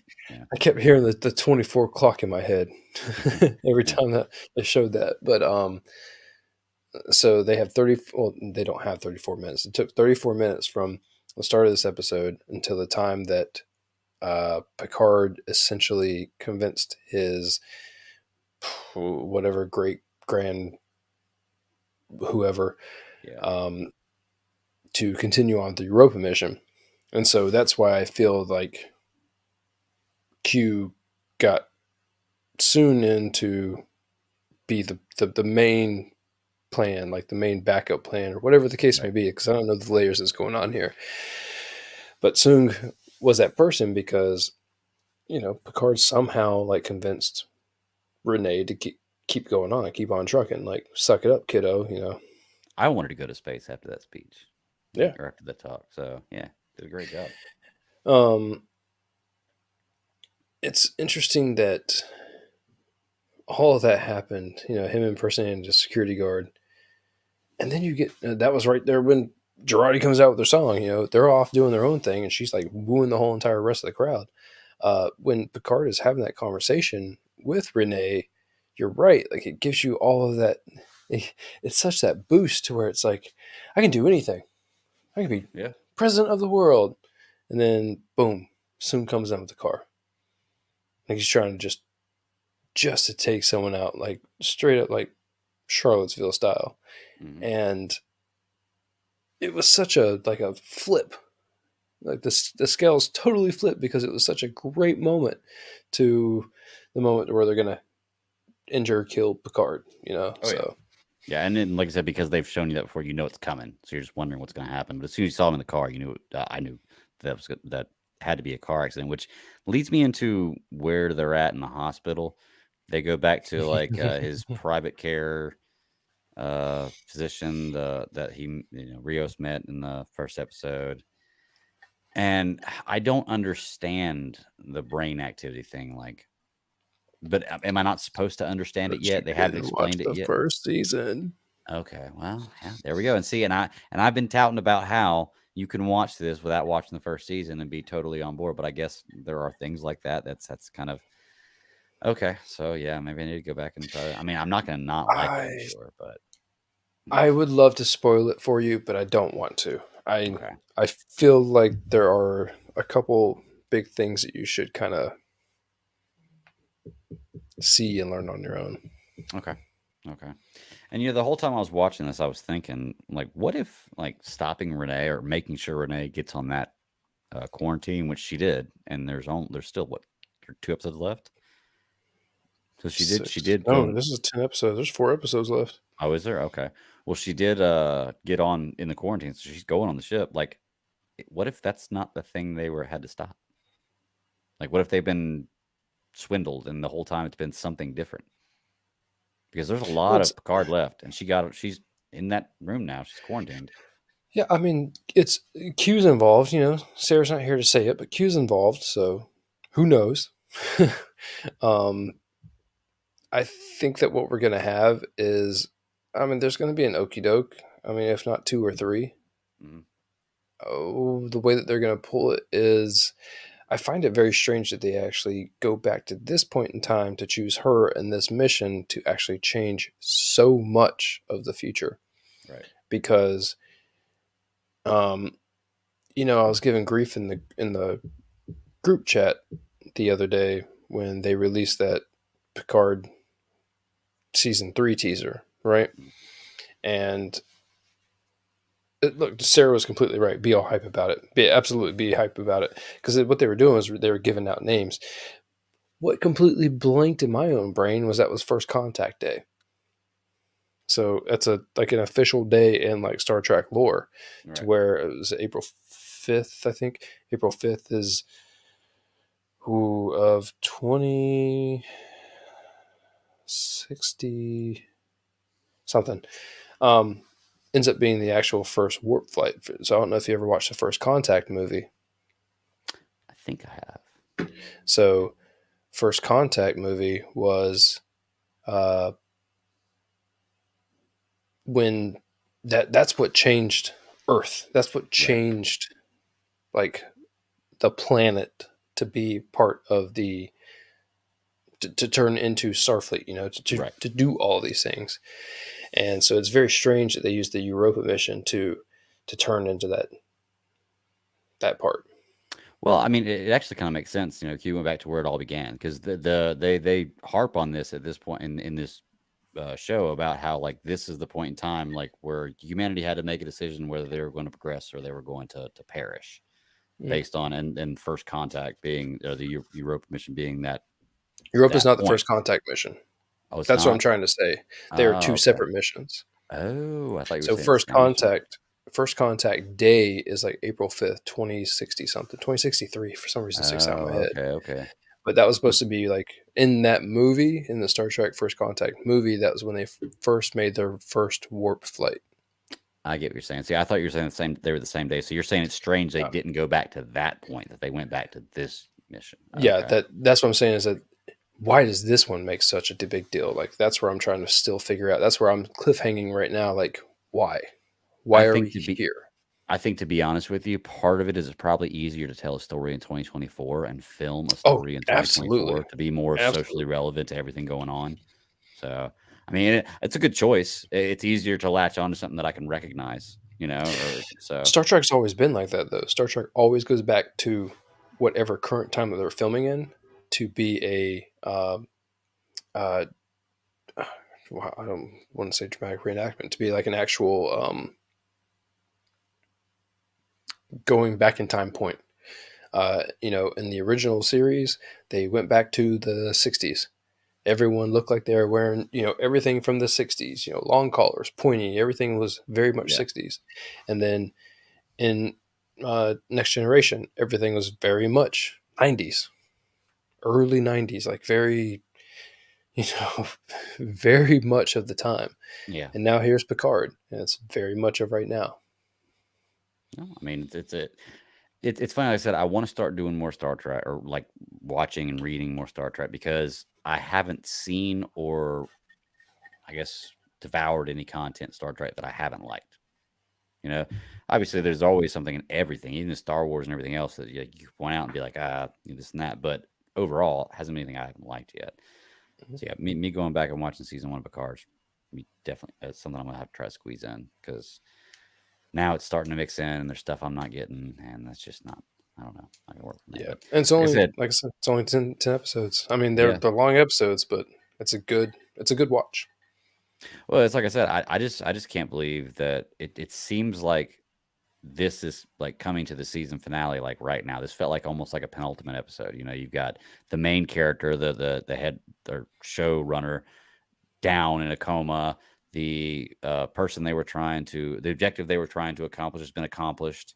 You've got a good walking off point with the Borg Queen and Girardi, like for like a good end of the season. Oh crap, what's going to happen next season? It felt like this is setting up for a finale. That's why with having so many more episodes left, I'm like, well, there's got to be something else. Like there's got to be another reason or another thing that was changed that caused it. And I think it has to do with that medicine that he gave the scientist that cured his daughter for a moment. I think that's going to be that's what causes this superiority complex with humans in the future. I know you said it was kind of a stretch last time I was talking about it, but I think it does have something to do with it because it kind of, I don't know. I feel like they really harped on humans being superior and like being perfect beings almost whenever you saw that moment.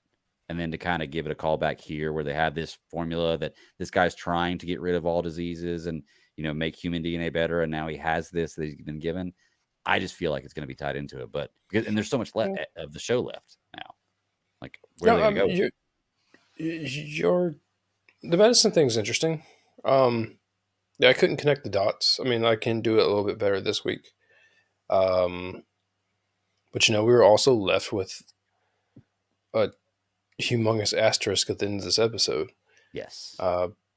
Now we have a weapon walking the streets, and not only that, I mean, I don't think I gotta figure out how I'm going to say this delicately.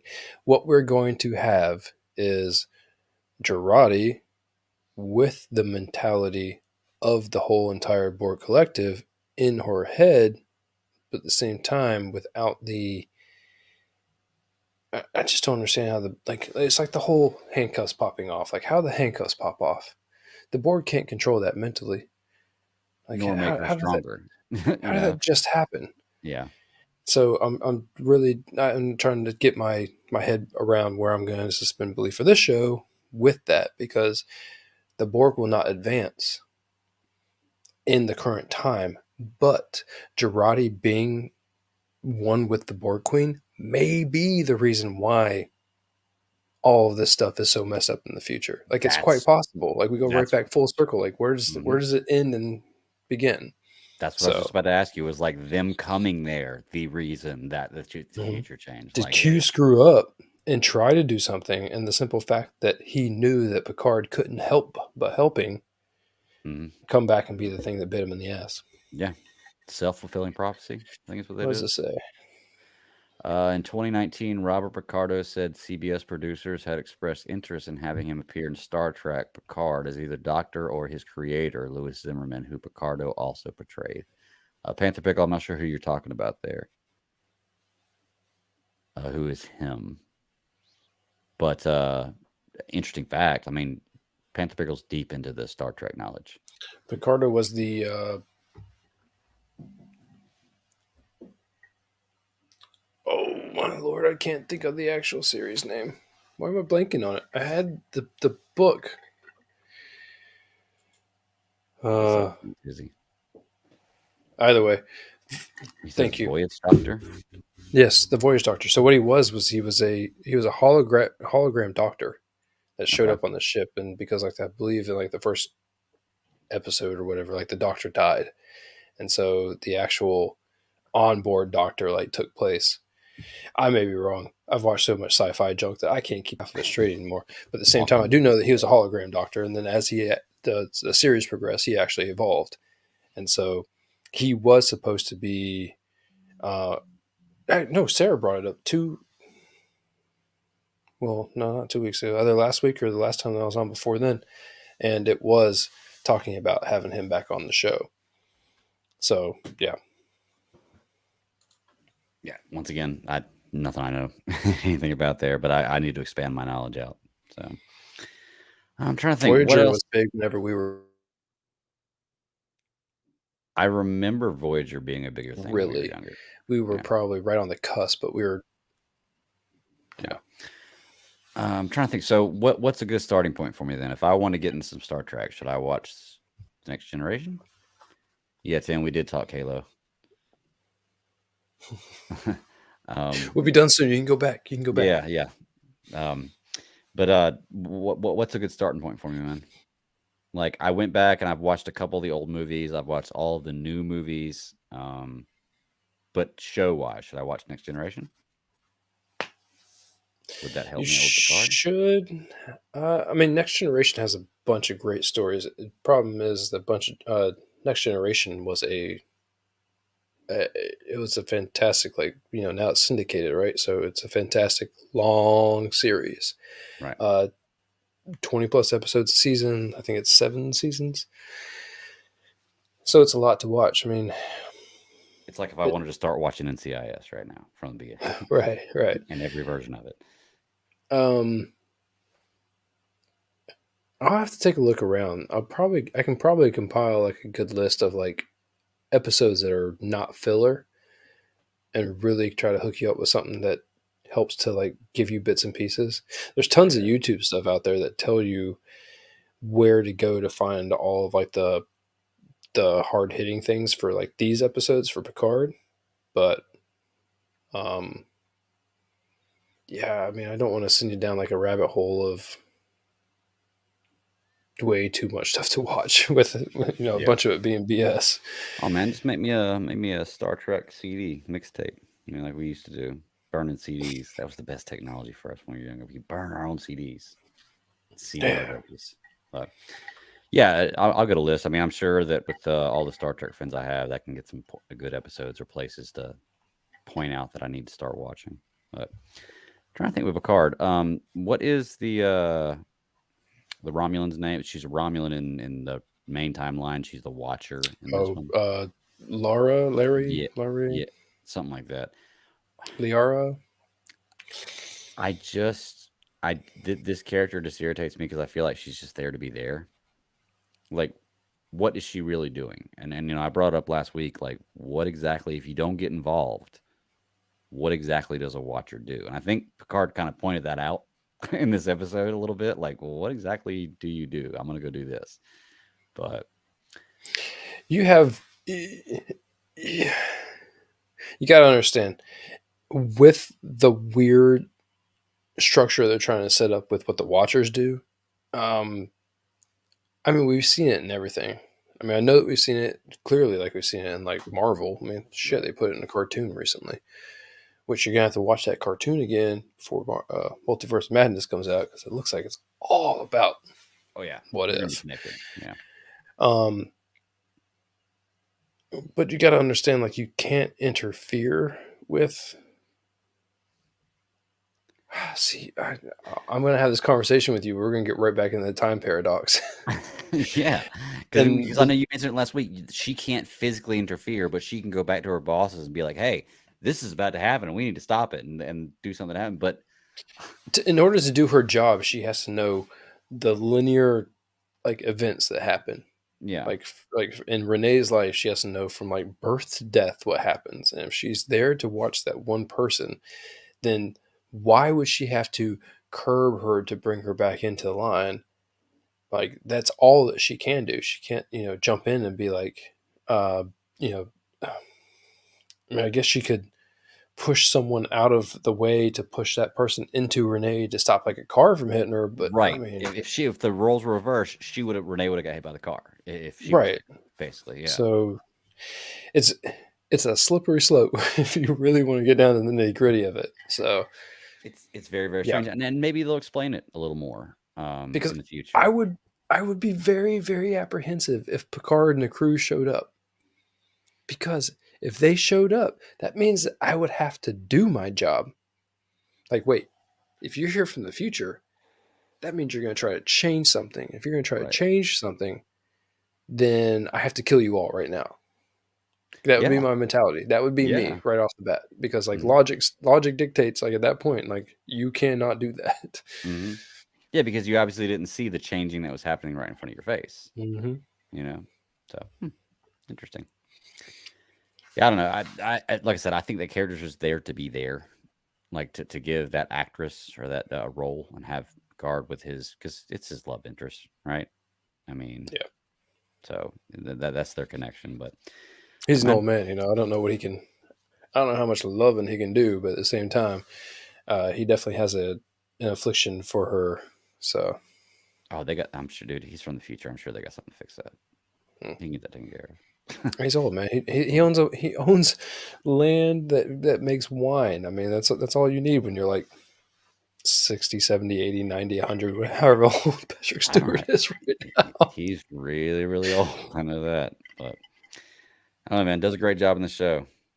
I think it is weird. Like the intro is pretty cool, and then like it just feels weird at the very end when it gives that shot of Picard and like it zooms in on him. I'm like, that feels out of place. I know the show's named Picard, but that shot feels out of place based on the whole rest of the intro, and he looks kind of feeble in that shot. I'm like, it's not very. Well, unfortunately, the man is old, and He as is. good as an actor that he has been throughout his whole entire life, I've always enjoyed what him and the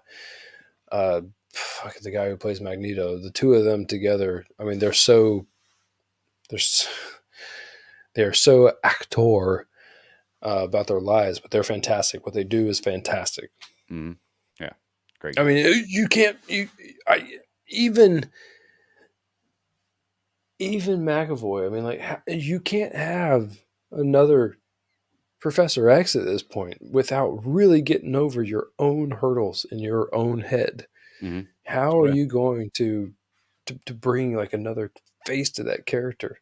Because even before he was cast, watching that TV show and watching Next Generation at the same time, like that's Professor X. It's almost like he was drawn after him, like Yes. sort of like him. So, yeah, it is pretty crazy, man. Some people are just perfect for a role, and that is one of his perfect roles. Professor X and Picard, like just that's it. I mean, I don't have an image of Picard in my head other than because I don't know Sure, you anything. do. He's naked. I know. You got that Yeah, image well, in your yeah, of head. course I got that image in my head, but I mean, because I don't know anything else before that. But Professor X, obviously, I've read comics before he was cast in that role, and it's like, wow, nailed Yeah. it, nailed it. So, but yeah, man, that's about it for Picard. I mean, it's really really amping up. Do you think that Rios ends up telling the Doctor the truth about them? Because he's like, trust me, I'm one of the good guys. And she's like, oh, the good guys never say that, but actually they do all the time. I think she finds out right before they go. She probably So sees them leave. if this were a time movie in the 90s, I would say that he would stay back. Good point.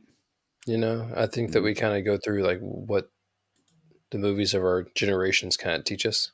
mhm. But I don't know. I don't know what he's going to do. I mean, it's his ship, so him staying back and sacrifice don't really seem like they're as on the table as I normally would think that they would be. Yeah. Well, I mean, they've introduced a love interest that he's obviously into. They've been making it a point to show that he really enjoys this timeline, with the food and the cigars and everything else. He also points out the things that are wrong with this timeline, or not timeline, but this time period, which there are plenty of things wrong with it. So yeah, I could see them setting it up like that, but it feels kind of out of place for this show for like Yeah. a character to be like, I'm staying back. What was the last thing I can think of? Ninja Turtles, the three, right? Doesn't that's the last thing I can think of. It's like that, you know. But that's definitely 90s, Oh, you're right. You're right. staying back. So wow, I Wow. haven't seen that movie forever. Yeah, it's Yeah, crazy. that's a pull right there. There's a reason for that. I haven't seen that movie forever though. First two were great, then it went downhill. But yeah, Oh Picard, man, God. really enjoying it. Let's see, we've talked about uh seven seven of nine. Is that who it is? Is it the name? Yep. Switch Caller 7 doesn't really have a big part in this episode. Like only a couple lines and scenes, I but it's think it's not a big character. tactical. Actually, Panther Bagel pointed it out. It's tactical because it would introduce loopholes and fallacies in the story that they can't really handle right now. So if they try to bring her too deep into what they're trying to tell, it could really be like, well, why didn't they just do this? I mean, like Seven is she. It could very well be that they're actually waiting to use her Right. until now that we see Girardi walk off with BQ Board Mhm. Queen Just in the Board. middle of in the mid right down the middle of the street. No, No. like I said, Devil in a Red Dress, man. Mhm. It was a straight up like Lucifer walking the earth moment. When I saw her, I'm like, that's why that phrase is stuck in my head this whole entire time, because she, I mean, like she's not out for blood, but at the same time, like she's out for a good time. I just don't think we know what her good time is. She's out for chaos. It kind of reminds me of like a Joker mindset where there's Yeah. no real plan. Like Mhm. it's just Burn Yeah, it all down. I like to see fire. yeah. Yeah. So I don't know the actress's name who plays the Borg Queen, but awesome job. Like, she's Ooh, intimidating. I wouldn't want to mess with her. She is intimidating. I did know her name. I don't think I left it on here this week. Now, is that a recurring character? I mean, the Borg Queen is recurring character throughout a lot of different timelines. Do we Borg see Queen. her? The Borg Queen is Okay, from. I mean, she's very heavy in Next Generation. okay, It's a different actress. So this actress was brought in. Um, she auditioned for this role in like right when COVID hit, I think, and then figured out that she got the role in like November or December. okay. Yeah, Panther Pickle So says it she took played like on that Moon. long. Hmm. I think she does a great job. Like I said, it's a very, very intimidating. She has that devious look to her face. I love the smile she has, where it's just like, Yeah. okay, and she's very, very sly. Like, So the after show, I watched the after show some. I mean, I'm not. I know a lot of people don't like me for saying this, but I am not a Wesley Crusher fan. So I have trouble kind of watching the after show for him because as much as I know that he loves Star Trek mhm, completely, like and wholeheartedly, I also find like his mannerisms really like clash with like what I find like I guess what normal people would act like. mhm, Um, but that show teaches you a whole lot about like all these different things, and it shows you like like the Borg Queen like makeup setup took like 4.5 hours to start off with, and they whittled it down to like 2 hours. So here's this woman sitting there in prosthetics. By no means like the most in depth that we've ever seen.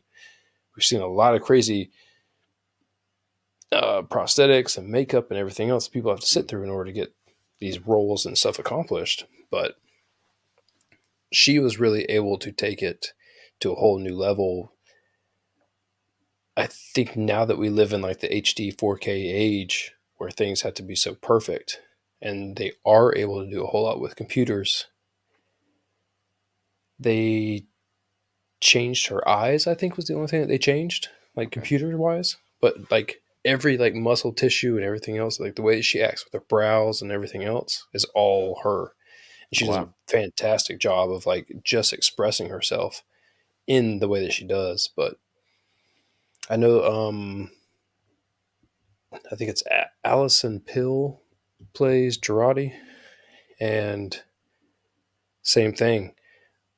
All of the shots that they did in this episode, so Jonathan Frakes directed this episode too, but all of the shots that they actually did with the Borg Queen coming into the reflection, or like when Girardi's doing the musical bit and she bows, and then when she comes up, it's both of them together. Yeah. All of that was practical. They did all of that with sleight of the hand while actually filming. Wow. So all of that stuff was pretty cool. Hmm. That's pretty cool. Panther Pickle says, and Worstling's Worship. Borg Queen is is that she's different version of the character than the Queen we met in First Contact or Voyager. Okay, so same person, same Queen, but just a different iteration of the character, I guess. Yeah, yeah, Okay, like different. I guess I kind of want to say generation style, like different generation take. But yeah, okay, it's like different takes on the Joker or Batman, something like that. Same guy, just yeah, okay. yeah. I Cool. guess you could say that. Trying to think what else. Where did this episode leave us at? We haven't. Renee hasn't gone on the mission yet, but she's in quarantine, so that's why I'm like I said. I think just that part of the story I think is over. I think we moved away from that with Picard in his coma now, and the focus is going to be something different happening from this point, especially with the Borg Queen walking away. But just my predictions. And this is the same type of thing I said. Who's the bad guy in the show? Like, who are we looking at? Is it Q? Is it, Prince Spiner's character? Is it the Borg Queen? Is it all three of them? Like, who's the bad guy?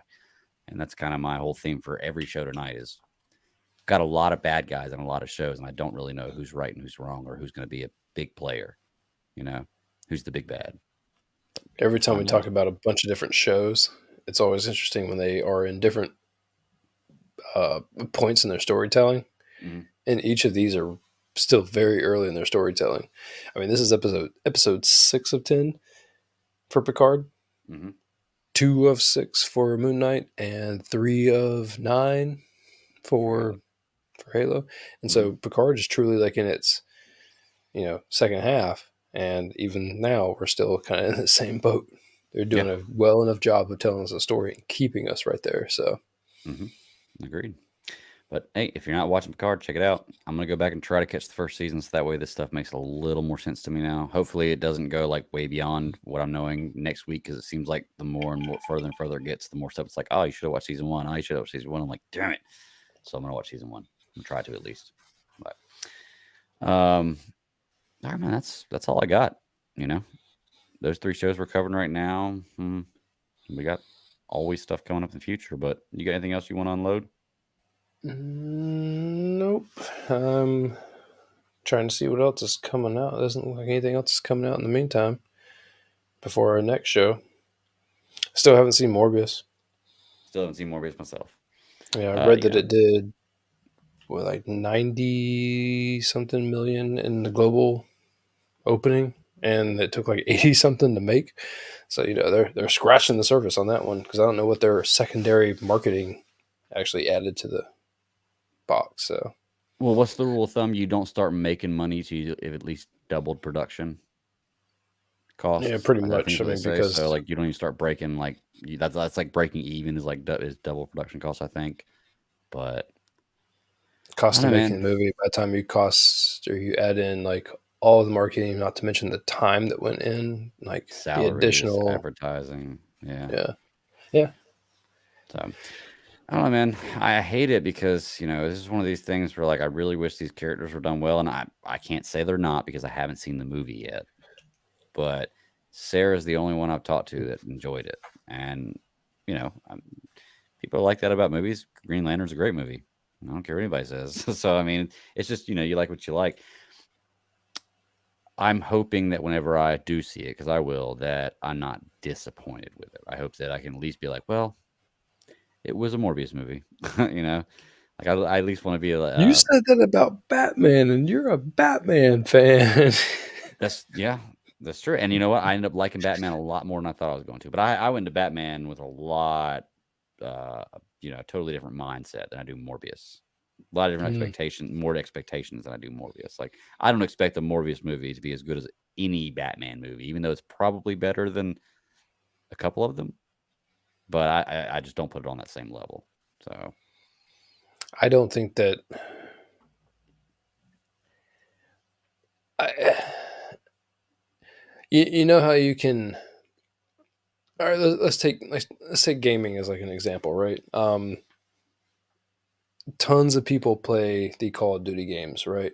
mm, And Activision is known for horribly treating its employees. Like that's no secret, right? right, So with the Microsoft merger, like everything else, like all the stuff that's coming in, like at the same time, like some people boycott playing Call of Duty. Not like kids who don't know any of this stuff, but I mean, like some people boycott playing it because of the way they treat their people. right. Well, with Morbius, I'm kind of on the fence of like, I don't like the fact that Sony doesn't want to play in the same sandbox, doesn't want to like release. Like, I, I don't like the fact they have contracts and everything, and they're withholding all of the Spider-Man entities away from us Right. because they're holding things away from the company that I think could do magic with it, right? Hmm. And so now they're trying to play their own game, and I don't. This is real shallow of me to say, but I don't want to go see it.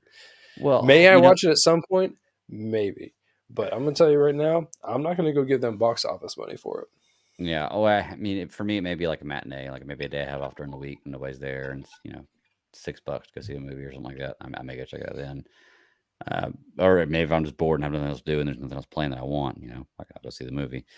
I don't know, man. It's just do, if Sony has they're working with Marvel, obviously. There's been crossover and everything else. I'm with you. Like Sony doesn't want to give the stuff back. Why don't they just like let Marvel play in the sandbox a little bit more. You know, like you can have your stuff. Let's work together. I feel like it just seems They're like it would trying to make build a sense. name. That's Yeah, it. but you can still have your name there. You would make so much more money and a bigger name if you just played ball with Marvel, I feel. And I'm sure I'm not saying anything that a lot of other people don't feel either. But yeah, it's just after this, what we've had two Venoms now and Morbius, it to me doesn't feel like the universe is working because I feel like with what MCU set out, that's the mold. Like that's Yeah. what people want, and DC I think has put a lot of stuff out there that people want too, but not like Marvel has with the movies. You know, it's just everybody wants it. It's more of a family movie. I feel like with kids, parents probably feel like they can take their kids to go see any MCU movie. Probably don't want to take their kids to go see Morbius or Venom. And I get maybe that's the edge they're trying to go for, but you still have to put a good product out. Tom Holland probably did the most with the least amount of words. And that was basically him saying, like, if I'm not going to be included in the Marvel universe, then I don't know if I want to keep playing Spider Man. That says a lot. Yeah, 100%. And I know where he's coming from because when you play with all the rest of the toys, your toys look cooler. Mm-hmm. No kid is ever happy only playing with two characters when there's a whole world out there of characters in that universe to play with. So we're the same way. And I mean, like I said, I know that's very shallow of me. I don't care. At the end of the day, I know what I like, Yeah. and I don't understand why you can't just be like, we will let you make tons of money. We just want a percentage. Mm-hmm. And guess what? Yeah. You're going to make more money even giving us this percentage than you would have just doing it on your own. Yeah. What if we you know? don't do anything? You do all the work, and we just kept, I don't know. I mean, this is a big number, but even 50%. I mean, That is a big number.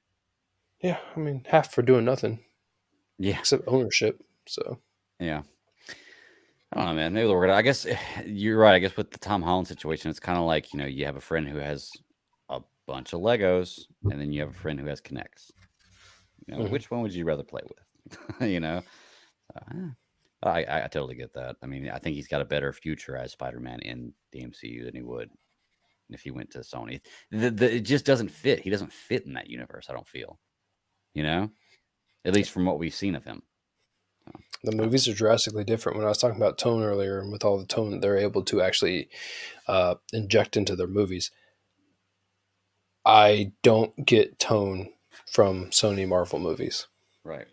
Well, you get a tone, but it's a different tone than what I want from Spider-Man. I want Spider-Man to be a fun movie. Like I want action and I want all that stuff, but I also want it to be a fun movie. I feel like Sony would take a little bit of the fun out of it, try to make it a little more realistic. And while yeah, okay, I want realistic, Spider-Man's already realistic enough for me. As realistic as Spider-Man's going to get. You know, I guess Well, it's just a character I don't want messed with. I it's like like. watching Venom. I I I just don't. As much as I want, uh, I like Tom Hardy. I like Venom, and I like what they did to like kind of bring the character together. But the story and like everything else that went with it, I'm like, everything's falling flat on its face. It's the Yeah. story. It's the lack of the. I know that I'm the horrible person on the show that keeps saying it, but it's the lack of the connective tissue. It's not there. And when they tried to inject it at the nth hour, like when they bring the Venom section into the Spider-Man No Way Home movie, I don't care. Yeah. It, That's, it it was cool for people who saw it and was like, "Oh, look," but beyond that, yeah. And there's mm, been a lot of like especially post credit scenes, not even like mid credit scenes. There's been a lot of post credit scenes that I just don't care about. But the fact that they're entwined into the rest of it all really helps me. When I saw the Venom one, I'm like, oh, we could have left like 5 minutes ago. yeah, Oh. it almost does make you want to not wait there and just get out of the theater and look up the end credit scene as soon as you get out of the theater, and you can just have it. You probably see it sooner than you would if you waited. Sometimes, Yep. 'cause sometimes it is kind of disappointing. But, I don't know, man. we'll see what happens. Doctor Strange next, man. It's on the docket, so we're gonna try to do a SCS field trip and check that one out. But we'll keep you posted on what happens with that. Man, you got anything else? Oh, Oh, already got your movie tickets. ticket. You got a physical ticket? No, those are my cheap tickets. Okay, I was gonna say I So haven't when gotten a physical ticket, and I couldn't tell you how long. I bought a bunch of discounted tickets, Yeah. so then Oh, all I that's have right. to You do told is me about that. That's right. enter Yeah. the code to actually go and see the stuff. So I buy everything through the Atom app, man. Like it's awesome. Gives you I got rewards. that Fandango cash, $5. I You used want to to buy use something off Fandango. Oh, yeah, that's Fandango? right. You got the Fandango cash for the I don't know if anyone slew of else emails. that listens to this actually was a part of this horrible incident that happened. I got 47 emails telling me that tickets were on sale for Doctor Strange Multiverse of Madness. They wanted you to know. 47. Three less Do you than know 50. what their phone feels like going off to 47 independent emails? I thought that my phone was going to die right then. I'm like, why am I getting so much? 47 emails. And then they gave me $5. Look, I was already pissed off. And look, $5 doesn't make any bit of difference. But at the same time, it's like, at least they recognize they screwed up. So, That'll almost buy you a box of candy at the theater. Yeah. Small little box. yeah. But at free money, take it. All right, man. Let's wrap it up. Let's get out of here. Ross, they can't find you anywhere but here, right? So when they want to see your face Nowhere or hear but your voice, here. they got to come here. So I recommend checking it out.